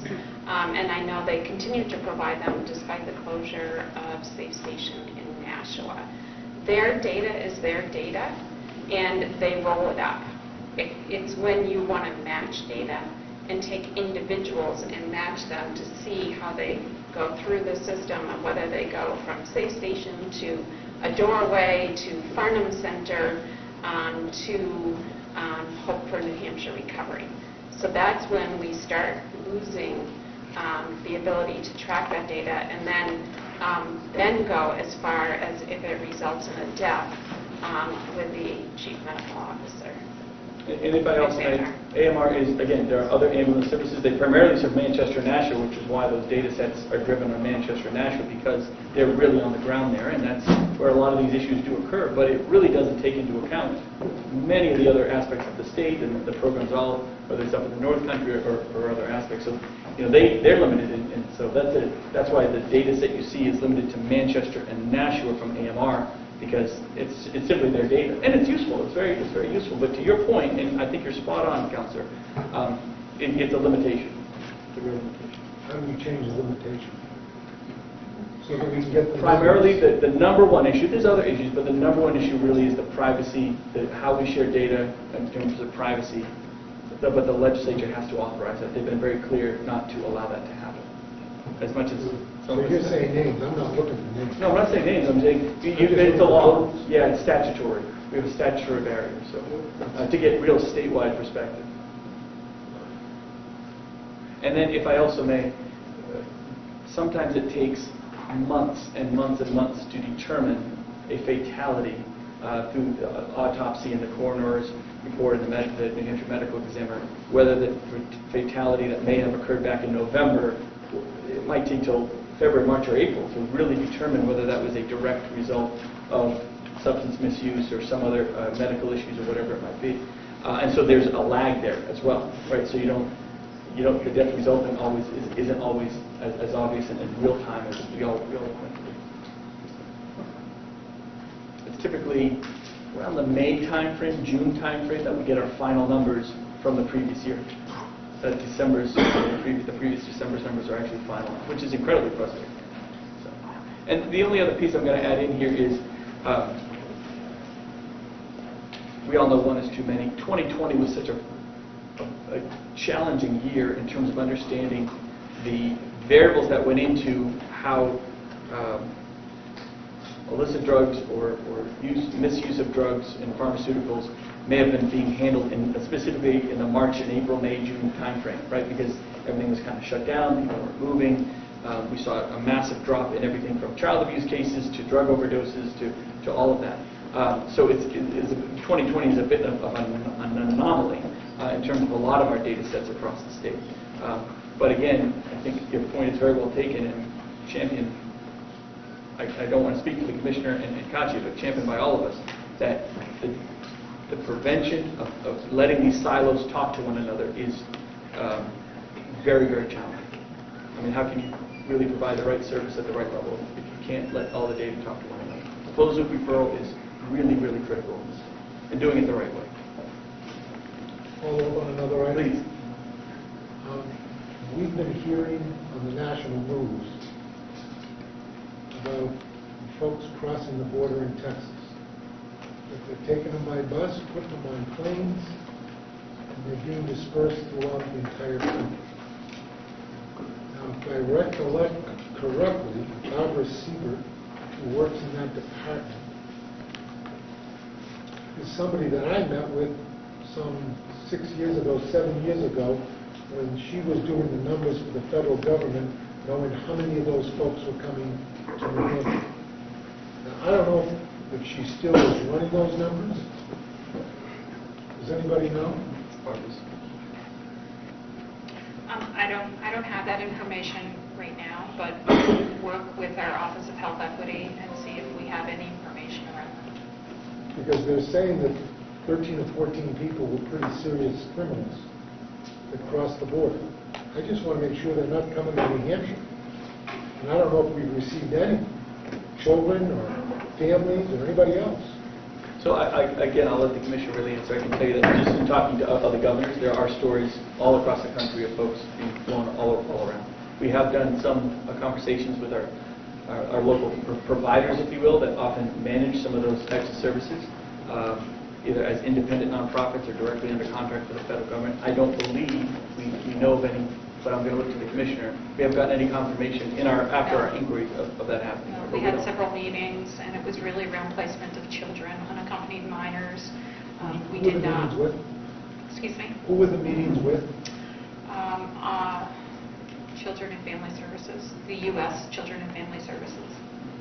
One of the issues that they asked the state of New Hampshire is they're looking for certain types of facilities, everything from interpreters, congregate setting livings for kids and things of that nature that again, I don't want to speak for the commissioner, but a lot of the requests or what the infrastructure they were looking for, we simply don't have here. We didn't have the infrastructure, and we didn't have the capacity. And they were very clear that any children that we served that were unaccompanied minors from the border would be in excess capacity in our state, and that we were to take care of our New Hampshire citizens first.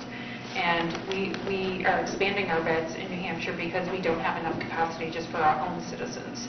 So when it comes to unaccompanied minors, we are not aware of anybody coming to the state of New Hampshire. And they did contact all 50 states to get an idea of the interest. And it's not that we weren't interested, we just didn't have capacity. And we didn't have, one of the other components is that they had to be a bilingual setting. And the settings we do have, we didn't have a plethora of staff that had a bilingual background, so we couldn't make those assurances. The group of people you're talking about, the 12 or 15 people that have significant criminal backgrounds, I'll check with our Office of Health Equity on, if we've received people from our southern border into New Hampshire, but I'm not sure that we are going to be able, if they have that significant of criminal histories, I don't know that that will be in our data.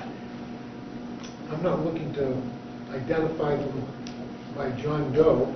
I'm just looking to make sure that we identify them in the state so that we can protect the citizens of this great state.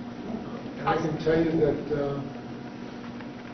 back when I was in another position, I had those people in Washington in front of me. They told us we had the capacity in Manchester to handle it, when we truly didn't. So I just would like to know if we can have Barbara Siebert at the next meeting. I don't know that person, so. Well, she's at the department. She still works there? She still works there. Yes, under the Office of Health Equity. So we have her, and we have several other people that run programs that way, so we will get with her and the team at the Office of Health Equity and get you the information that we have. She's the one that responds to Washington. Thank you. We're still on items 12 through 15. As a reminder to those keeping score. Any other questions on that? Score? Always. Oh, we do? Oh, I do. Okay. Any further questions? Okay.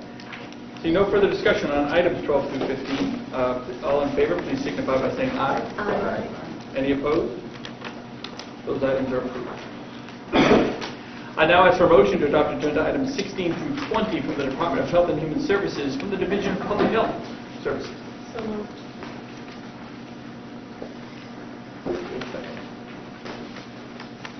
Second, thank you. Any questions on items 16 through 20? Councilwoman. General question, Commissioner, at the last meeting, we talked about the financial reviews for family planning services. Do you have an update on that? Yes. So the family planning, the language in House Bill 2 were for contracts going forward, a full financial audit on the family planning organizations going forward in new contracts. But based on our conversations at our last meeting, I do understand that there is a desire to do somewhat of an audit on our last contracts. So of the 7 programs that we have, only 3 of them utilize surgical or medical abortion procedures. So we are going to focus on those 3 groups because the others don't provide those services. And we will do an abbreviated audit on it. We're not going to be able to do full financial audits prior to bringing the next set of contracts forward. It would delay it by months. So we are going to do an abbreviated audit for the 3 areas that provide those services within the state. And we will be doing that over the next 4 to 6 weeks, and then you'll see the contracts come forward. Of other note is that the program itself, public health, we are required to do program audits every year on these, and that policy procedure reviews with them on the separation of services. So those audits are done every year, and those have been done every year for several years. So the 3 that do provide the services, we will be doing an abbreviated financial audit over the next 4 or so weeks. And then going forward, we will have to do all 7 agencies a full financial audit over the next 12 months. So during this time period, is there any reason why you couldn't bring forward the new contracts now and then go ahead and continue to do whatever financial review? I believe they're still in negotiation. They're still in negotiation. They're not ready to come forward. Okay. Right now, as of today, the providers that are providing these reproductive family planning services, are they under contract? They are not under contract as of May 30th. And so are they being paid? No. And is there concern that this lack of payment for family planning services will result in a delay or an interruption of services for women across our state? It certainly has the potential, obviously, because they don't have a contract in place. This is not the first time they have been without a contract. These agencies are very committed to their patient population, and they're still providing services. If we extend the delay in this contract out much longer than this summer, then I think the risk exponentially increases that it will delay services. So our plan is to bring contracts forward in August. So we hope to have those 3 abbreviated financial audits done by August so that we can move quickly on the contracts that we bring forward in August. And when we talk about a delay in services in these organizations, we're really talking about having to reduce staffing, and therefore appointment wait times are pushed further out. People's cancer screenings are pushed out. A delay in detecting cancer, STD treatment, contraceptive care, all of this care is... All of women's health services, yes, are pushed out and delayed. Do you have any idea what the difference is between the financial reports that you currently get from these providers and what you will be expecting from them in order to do these financial reviews? What I can tell you is that the abbreviated audits that we're doing over the next several weeks is going to look at the finances and then test a smaller number of expenditures and look at where they're drawing funds from, what general funds, federal funds, things like that. When we do our full financial audits, the test data that we use is going to be vastly expanded. It's not just a paper review. In a full financial audit, we often attend board meetings. We interview all the staff, in addition to doing full the financial books audit. So it's much more comprehensive when we do a full audit. If we were asked to do full audits for last contract, and we're statutorily required to do full audits for the current contract, it would be duplicative. We would be doing the audits at the same time for the 2 years, and it would just unnecessarily delay the prevention and women's health issues that you were speaking of. Councilor. Yeah, could you give me an idea what this audit is going to look like? Because the directions from the legislature were that no money could be used indirectly to pay for abortion. So if the family planning clinic is in the same building with the abortion clinic and they have the same receptionist, can that receptionist be paid from 2 pots of money under the new contract? We are going to be looking for appropriate allocation of those people or things like utilities, things like that. So allocating funding to 2 different funding pots is not an uncommon thing that happens in business. So what we will look at, and we will test this month to month, that if the utility bill comes in and the utility bill is for one building that holds 2 programs, that it is appropriately allocated to make sure that the right funding source is paying for the family planning side and the preventative services side. So yes, we will be looking to ensure that allocation is done. So let me make sure I'm understanding you correctly, that both services, so-called services, could happen in the same building by the same people, and the secretary could take one call to schedule an abortion and the next one for family planning services, and that's not indirectly in your opinion? I'm not a financial auditor, so I'm going to have to talk to legal and our financial auditors about how we do that allocation. Usually what happens, and this happens in healthcare entities all over the state and all over the country, is that a person may touch many programs, and then we're required by federal regulations, state regulations, that we allocate a portion of their time to certain programs. So if we determine that this one person does 50% of their time in one program and the other 50% in another program, then their salary and benefits and incidental expenses would be divided 50-50 amongst those 2 programs. That is typically how it's done within a healthcare setting, not just family planning. Okay, my last comment is, and I'm talking specifically under the new instructions that just passed from the legislature. Our legal team and the Attorney General's office right now are going through that wording on the new language in helping us create the new audit tool. So it's only been a couple of weeks. They are working with us to look at exactly what we have to audit, and we are in the process of creating that now. And my last comment, thank you, would be that I want to see this contract not the Friday before the meeting. I want to see this contract at least 2 weeks before we have to vote on it. This is a brand new area. It looks like it has a lot of legal twists and turns to it. So don't just bring this to us at the last minute. We will bring it to you as soon as it's ready. I assume that if you need more time to look at it, you have the option of tabling it to do so. And you support that table if we need more time? I support any time you want a table if you need more time. Why wasn't there the support there for the other items? Because tabling those items were incorrect. Because you're assuming that they were sole source, and they were not. They were homeless, and we heard that they weren't going to get paid. But you wanted to table them because they were sole source, and they weren't sole source. You're right. Right. So, tabling for good reason, I will support. All right, Councilor Stevens. Commissioner, thousands of residents of the Seacoast were exposed to elevated levels of PFAS through groundwater contamination at Keys, through aqueous film-forming foam. The department did blood serum testing from 2015 to 2018. As I'm sure you're aware, there are 2 studies in process, one through the Agency for Toxic Substances and Disease Registry, and the other being the Silent Spring Institute. And 12/31/21 is when the study will shut down. That determination will be made in the fall.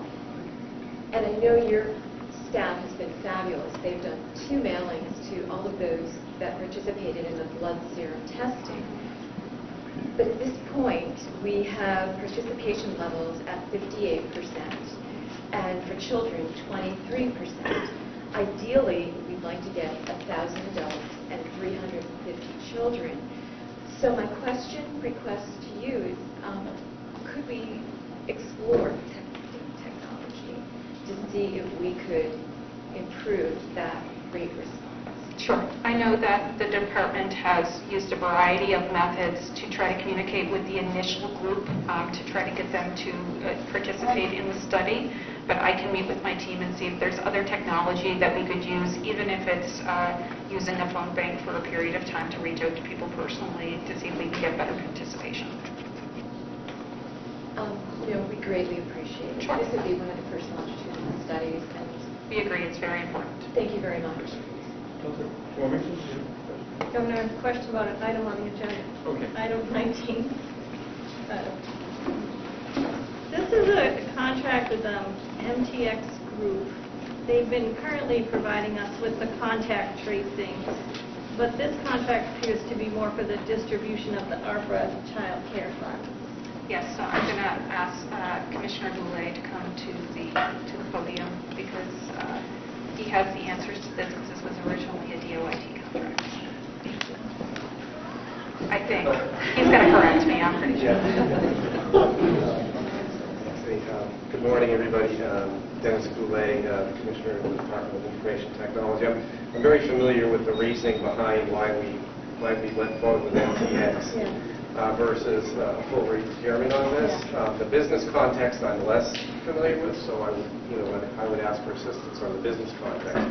And I think your question was around the business context, so I want to make sure it gets properly Actually, answered. no, my question is, it appears MTX runs a system that's not supported by RIT.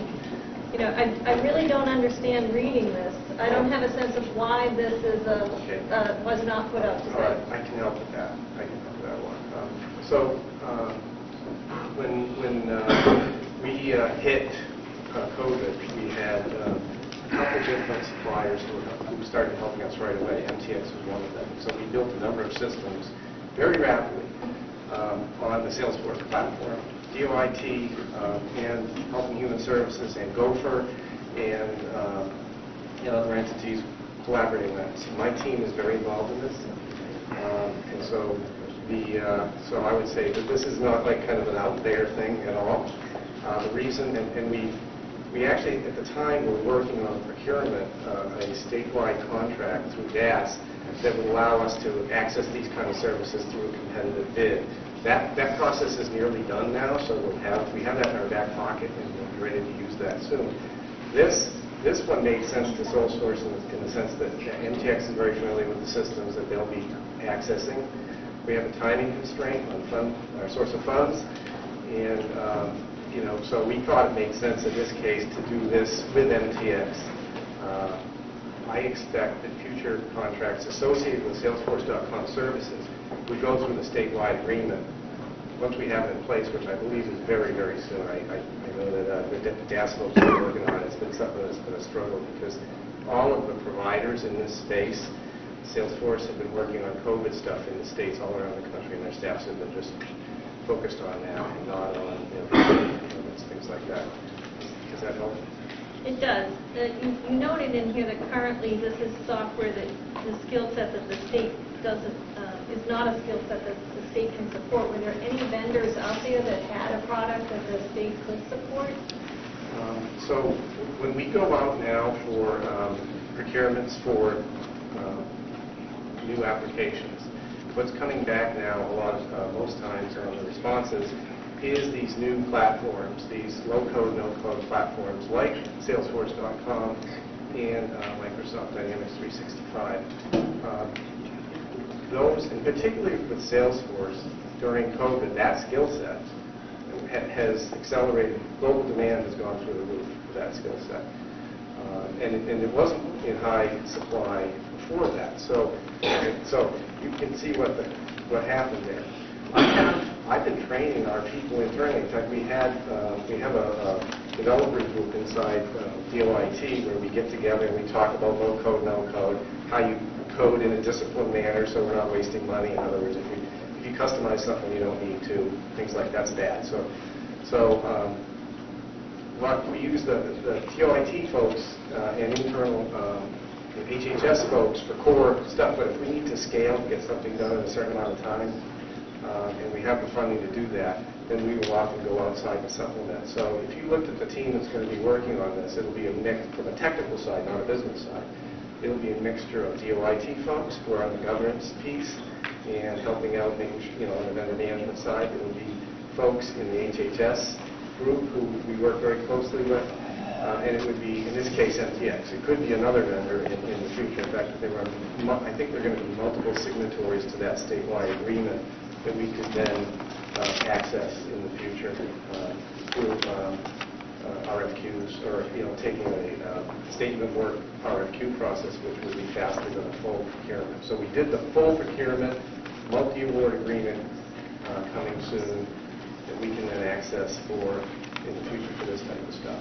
Now, in the case of an existing system like this that's been worked on by MTX, taking another vendor and moving them into that is not just a split. Okay, these guys are out, these guys are in, because there's a lot of base knowledge and context there that gets lost. So we'll have to look at that in each case by case basis. But very much a DOIT supported initiative, very much in the wheelhouse of how we're doing things and how the world is doing things, frankly. Further discussion? Any of these items? Okay, thank you guys. All in favor of items 16 through 20, please signify by saying aye. Aye. Any opposed?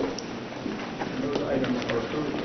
I now ask for a motion, moving on from the Department of Health and Human Services, to adopt agenda items 21 through 24 for the Department of Transportation. So moved. Motion and second. Any discussion on any of these items?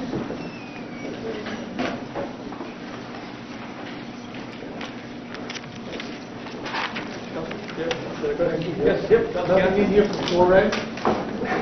Sorry, I didn't hear you. Nothing in here for 4A?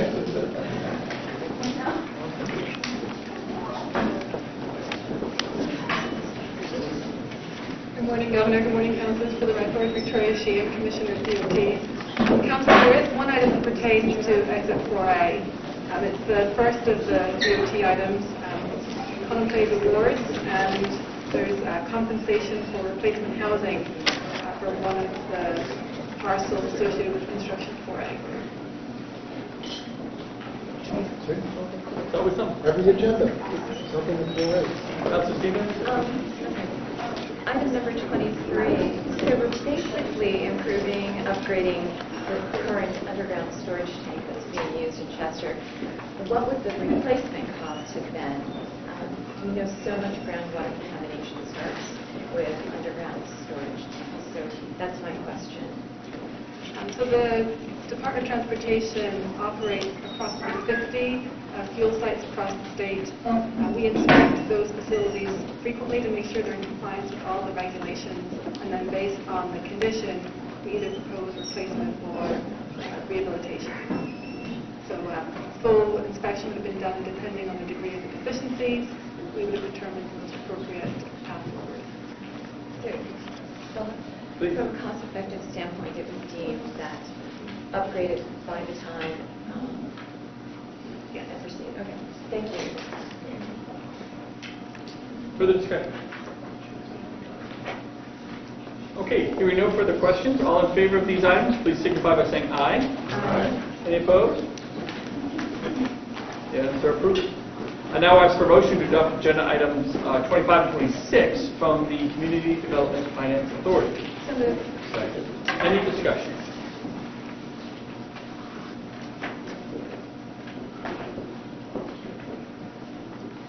Okay, seeing none, all in favor signify by saying aye. Aye. Any opposed? The items are approved. I now ask for motion to adopt agenda item 27 from the Department of Agriculture, Markets, and Food. Second. Any discussion?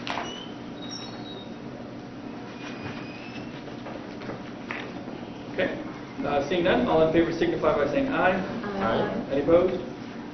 Item 27 is approved. I now ask for a motion to adopt agenda item 28 from the Insurance Department. So moved. Second. Any discussion? Councillor Woman. I think we have a representative.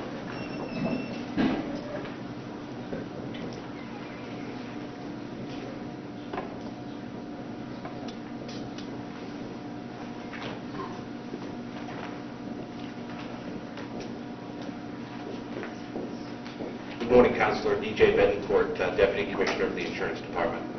Thank you, Mr. Betancourt. You weren't here at the last meeting, it was the commissioner, but I asked about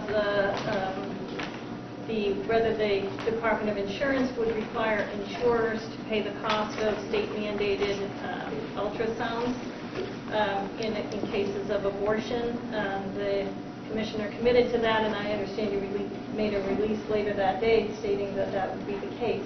Was there any discussion with insurers about how much, what kind of a cost impact this will have on premiums for those who are insured around the state? So we reached out to all of our carriers to ensure that they were clear about what our expectation was in issuing that bulletin, our enforcement of the statute essentially. And the feedback that we got from them was that this was a service that they were already covering for a variety of reasons, particularly because under both the ACA and state statute, ultrasound services are covered. So they really didn't see that as something that was much beyond what they already do. That was their general feedback. Okay. In discussions that I've had with providers, I understand this is going to result in a significant increase in the number of ultrasounds because many of these ultrasounds are not medically necessary currently, and they won't be medically necessary but be mandated by the state. So what you're saying is they're going to cover those, and ultimately those will result in being passed on to the consumers, those costs. So depending on what the increase is, that's a possibility, but we did not get a sense from insurers that they were anticipating any sort of a radical spike. Okay, thank you. Congratulations. I saw your extended warranty press release everywhere, so well done on tracking that. This is a great candidate, item number 28. My question is this a newly created position? It is not. This is a position that was created, I want to say 3 or 4 years ago. So, you know, we're replacing somebody who had moved on to a private sector opportunity. Again, great candidate. Well Thank done. you. Thank you. Further discussion for the Insurance Department?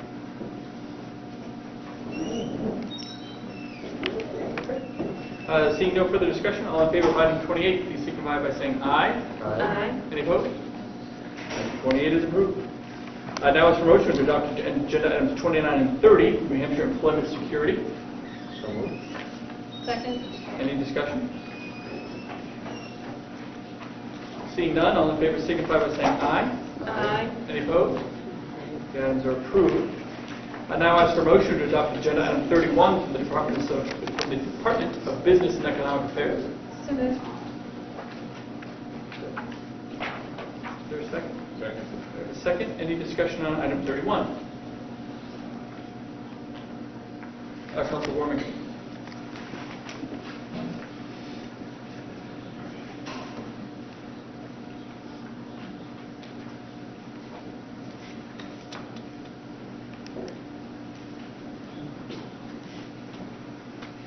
Morning, good afternoon, good morning. Good afternoon. I'm Dave Pease. I'm a program manager in the Department of Business and Economic Affairs. Thank you, Mr. Pease. My question is regarding whether the original contract, item 31, was a sole source contract. Is it labeled as such in the packet? Was it put out to bid? No, it was not. And is it currently labeled as a sole source amendment? It is not in your agenda. It is in the packet we submitted to Administrative Services. Thank you. Further discussion? Motion to table. We have a motion to table. Second. A second. All in favor of tabling item 31, please signify by saying aye. Aye. Any opposed? Item 31 is tabled. I now ask for a motion to adopt agenda items 32 through 35 from New Hampshire Fish and Game Department. So moved. Any discussion?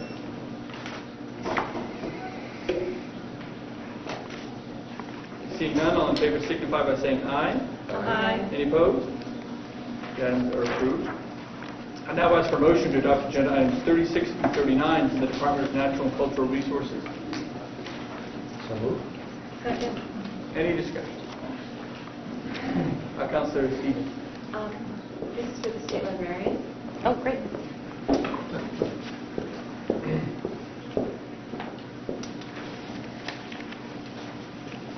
May I introduce you to Michael York, our state librarian. So thank you for sending me all that information regarding what my D3 constituents would receive. The checks went out on 6/30, is that correct, for that first round, which Yes. is 1,000, and then that bonus based on population? So those are gone? Yes. Because of it. We're getting reports back that they've received. Great. It's going well there. And then the next round is competitive, and that opens up September? Yeah, we'll be working with the libraries in August to get them prepared. We're hoping to put together a consortia, some of our co-ops, to work together on larger projects. We're going to have a floor of $10,000. I don't want to say the sky's the limit, but they can dream about things that they want to do. We've got enough money to do. So best to apply. Oh, absolutely. Thank you. We had, I should mention, we had 81% of our libraries take advantage of the first round. And many of our libraries, as you know, are very small, so we think that was a very good response to it. Well done. Councilwoman? 81% of the libraries. Councilwoman? Yes, thank you.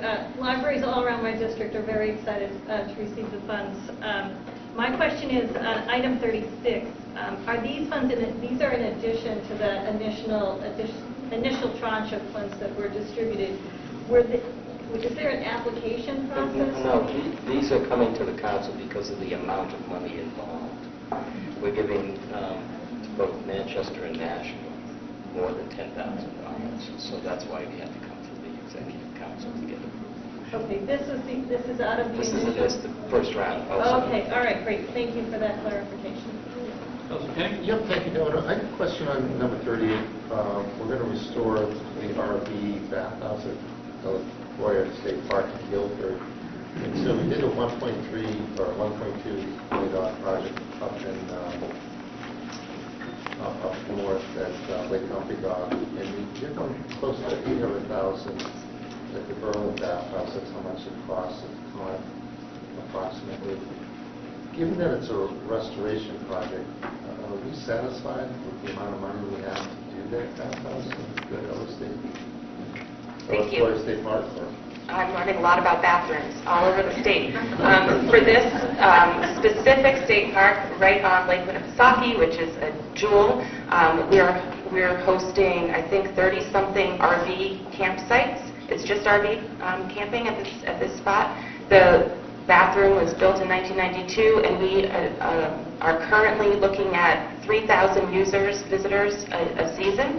And we worked, the city did go out to bid, and we worked closely with our design team that is very familiar with designing these bathrooms, and we're confident that this amount and this size will accommodate the amount of users of the site. Okay, great. Thank you. Yeah. Further discussion on any of these items? Okay, seeing none, all in favor of items 36 through 39, please signify by saying aye. Aye. Any opposed? Items are approved. I now ask for motion to adopt agenda items 40 through 45 from the Department of Environmental Services. So moved. Second. Any discussion? Councilor Stevens.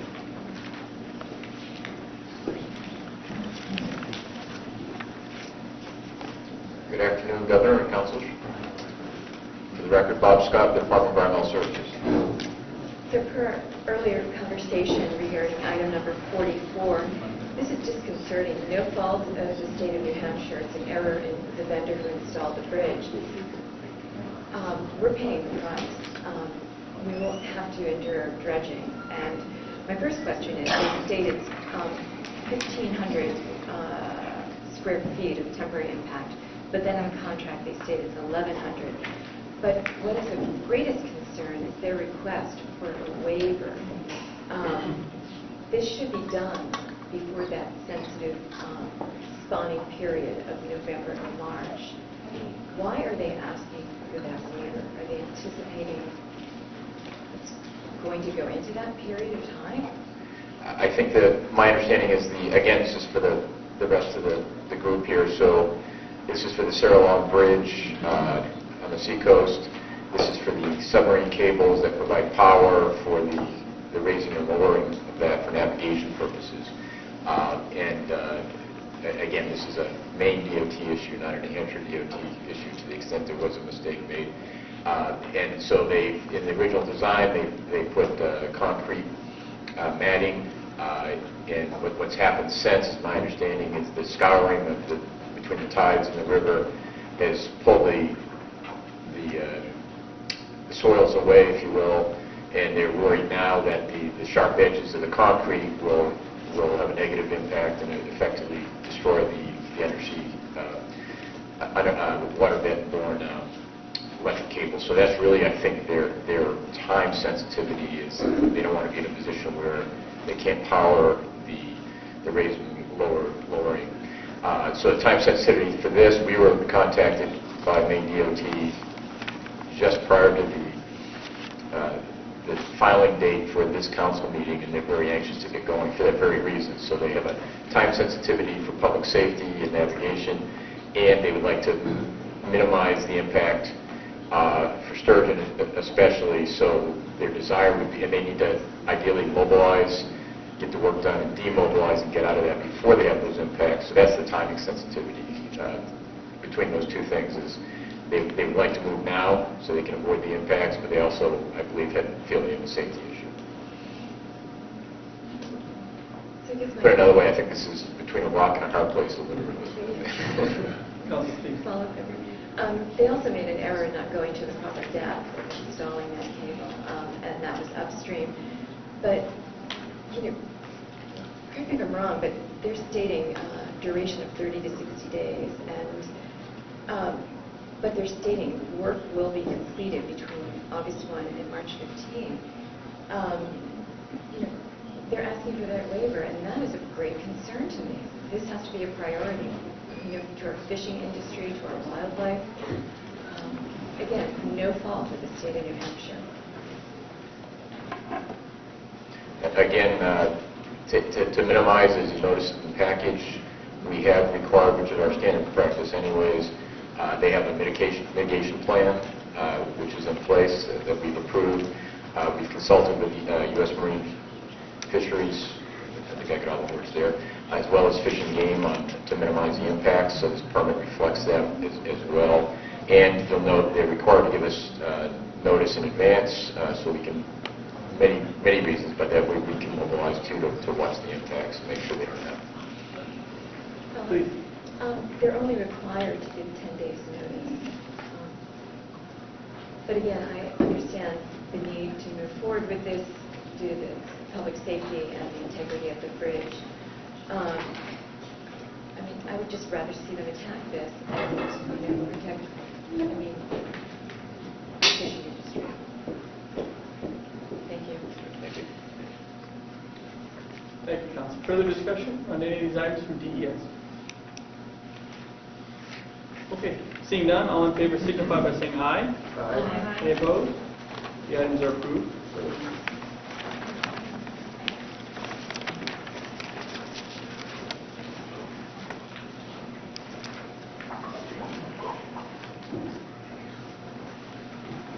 Okay, sorry about that. I now ask for motion to adopt agenda items 46 and 47 from the Department of Education. So moved. We have a motion and a second. Any discussion? Councilor Warren?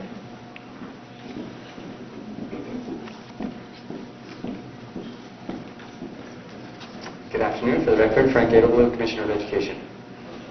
It is afternoon already. It is. Commissioner, last time at the last meeting, I asked you to look into the situation, the contract with Prenda, to see if there is anything in our relationship that would have raised the same issues that the Arizona Attorney General was concerned about? I hadn't heard back from you. I'm just wondering if you had an update. Yep, so I did, and our relationship is very different from theirs. As well, I received a letter from their attorney at Perkins Coie. I'm happy to share that with you, and I can read it very briefly because it's a short letter. It basically says, as you know, on April 26th, the Arizona Republic unexpectedly published a story entitled Arizona Attorney General Launches Investigation into Microscope Company and its Partner. The allegations of misconduct by Prendo were unfounded, and I have confirmed the Attorney General's office with the Attorney General's office that any investigation it had related to the above is now closed. My second question was about item 47. I don't really have an understanding after reading this why this didn't go out to bid, why it was a sole source. I think maybe you were just brief in your explanation. Wonder if you could add any reasoning for that. I know this is a company that we've contracted with before. I know that it's easy to sometimes get comfortable with people that you're working with, but we do need to put these out to bid when it's appropriate. So I wonder if you could just add to that. I'm happy to add to that, and I am a fan, like many of you, of putting stuff out to bid. I think that's the appropriate thing to do. So this is a two-part contract that we have with community service partners. One is related to the consulting work that they do with our CSI schools. CSI schools are basically the bottom 5% in terms of performance schools. And then this part of the contract is the contract that allows them to do the analytic data associated with the performance assessments for those individual schools. So when a school is identified as a CSI school, it is a school that stays in that status for 3 years. So 3 years ago, when we actually awarded this contract, we put it out to RFP. They won that work, both the consulting work with the CSI schools, at least at the K-8 level, as well as the analytics work associated with it. Because of the pandemic, we received a waiver from our accountability assessment last spring, and so that work basically got extended into another year, and so we're continuing with the same partner. Thank you. Councilor Stevens. On behalf of the hundreds of families that I've been working with, thank you so much for stepping up for the families in SAU 16 and to Attorney General Formella. The problems continue, so we'll be in touch. Thank you. Thank you. Further discussion on any of these items? Okay, seeing none, all in favor of 46 and 47, please signify by saying aye. Aye. Any opposed? Items are approved. I now ask for a motion on agenda items 48, 49, and 50 from the Department of Justice. So moved. We have a motion and a second. Any discussion? Seeing none, all in favor signify by saying aye. Aye. Any opposed? The items are approved. A couple more here. I now ask for motion to adopt agenda items 51 through 54 from the Department of Administrative Services. So moved. Second. Any discussion? Councilor Kenny. A couple of questions, one on 51. I always ask this question, Commissioner, just so it lets me know the importance of the position which I hold, which is if we, as a council, vote down Agenda 51, what happens to state government? Go to the warrant.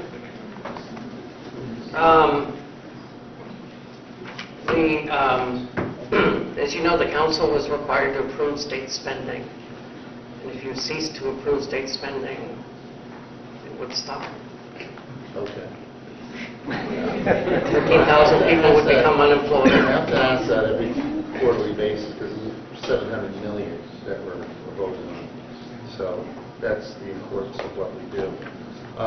But on Agenda 54, which is the Red River LLC contract with Claremont, can you kind of explain the bidding process, because it's kind of a little bit unorthodox on the way it's being bidded out and who's doing it? And So this is a contract you wouldn't normally see because it's bid through NASPO. It's bid through the contracts are bid, but they're not bid by the state. They're bid by NASPO. NASPO is the National Association of State Purchasing Officers. Or purchasing organizations, I've not forgotten which, but anyway, it's the purchasing group. NASPO negotiates multi-state agreements with vendors. They do it on very favorable terms. We use them occasionally. We also negotiate agreements on very favorable terms, and ours are usually more favorable. The state can enter into a contract for those terms. They have a group of 5 approved vendors that agree to the terms of their contract. What can happen in the terms of that contract is the state would go to those 5 approved firms and say, can you render these services, and at what price? The contract's already approved and have already gone through the NASPO side, not the state side. We then select the lowest bidder. In this particular case, we solicited 5 bids. Red River was the winning bidder, in large part because the other 4 bidders said that they could not be competitive, and so did not submit a formal bid. So Red River is the approving vendor. You would not normally see this contract at all, because these kinds of contracts are not required to go to council. Why, therefore, is this contract before you? I'm asking this because not all the councilors are aware of NASPO or that process. It's because it's $16 million. Dennis and I talked about it. So any commissioner may choose to bring items to the council that he technically under the MOP does not have to bring. We, for example, do that every year with the healthcare contract, which we would not technically have to bring to you, but it would be insane if us not. Dennis and I talked about this, it's $16 million. That in and of itself made it seem So insane. just a follow-up question. How would the other 4 bidders know what the amount was? It's a good question. Dennis knows Red River really well, and this is one of those contracts, right? It's mine, but it's his. Okay. Thanks, Charlie. Sorry for you to step in Yes. again. I asked the question myself, why did we only get 1 bid? And so the answer I got from Cisco, who's the actual supplier behind all of this, is that everybody's in their swim lanes, and all of these providers have different strengths. Red River has the scale nationally to deliver on something this large, because basically we're telling them we want every piece of network equipment replaced in a 12 to 18 month period, and we're really pushing on the 12-month period. And so the scope and scale was pretty aggressive. Contrasting, we had stuff that we were doing during COVID on call center stuff. Red River didn't bid at all because that's not in their wheelhouse. Another of this 5 folks jumped in and did that work. So we actually had Red River doing work during COVID on scaling our remote access for remote work, while we had another supplier in that same stable through the same contract vehicle doing work on our call center stuff. Okay. Councilor Stevens. Thank you. So we had discussed use of NASPO with the modular approach to MMIS. Will we be seeing their recommendations, or will we have the opportunity, or will you make that decision? So I would think that would fall into the same category of, what did you say? Insane not to bring it to? Yeah. So first of all, there's a bunch of modules associated with MMIS, potential modules, right? Right now, there's only 2 modules that are available under NASPO, only one of which we could possibly use. So right now, the scope and potential for use of NASPO with MMIS is pretty small compared to the overall size of the project. So I would work, my thought would be, and of course it's HHS and I together, but my advice would be any MMIS contract should come before the council when it's ready, when it's time. It will. It will. Thank you. It will. Further discussion? Okay. All in favor of items 51 through 54, please signify by saying aye. Aye. Any opposed? The items are approved. Finally, I'd ask for motion to adopt agenda item 55 from the Department of State. So Second. Any discussion? Councilor Warmington? sorry, I don't even need to Oh. come up. I couldn't pass this over without saying that Brian Burford is really a gem in our state government. He's a wealth of information over at the archives. He is welcoming to anyone who's interested in our historical documents, showing them around, and I just thank him for his service. Further discussion? Okay, seeing none, all in favor signify by saying aye. Aye. Any opposed? Item 55 is approved. We have no tabled items or late items to discuss. We just have one informational item. So if any questions, we'll get into that, but- Sure. So that's going to kind of conclude the formal meeting, but I think JD has an announcement or a question. JD has something for us.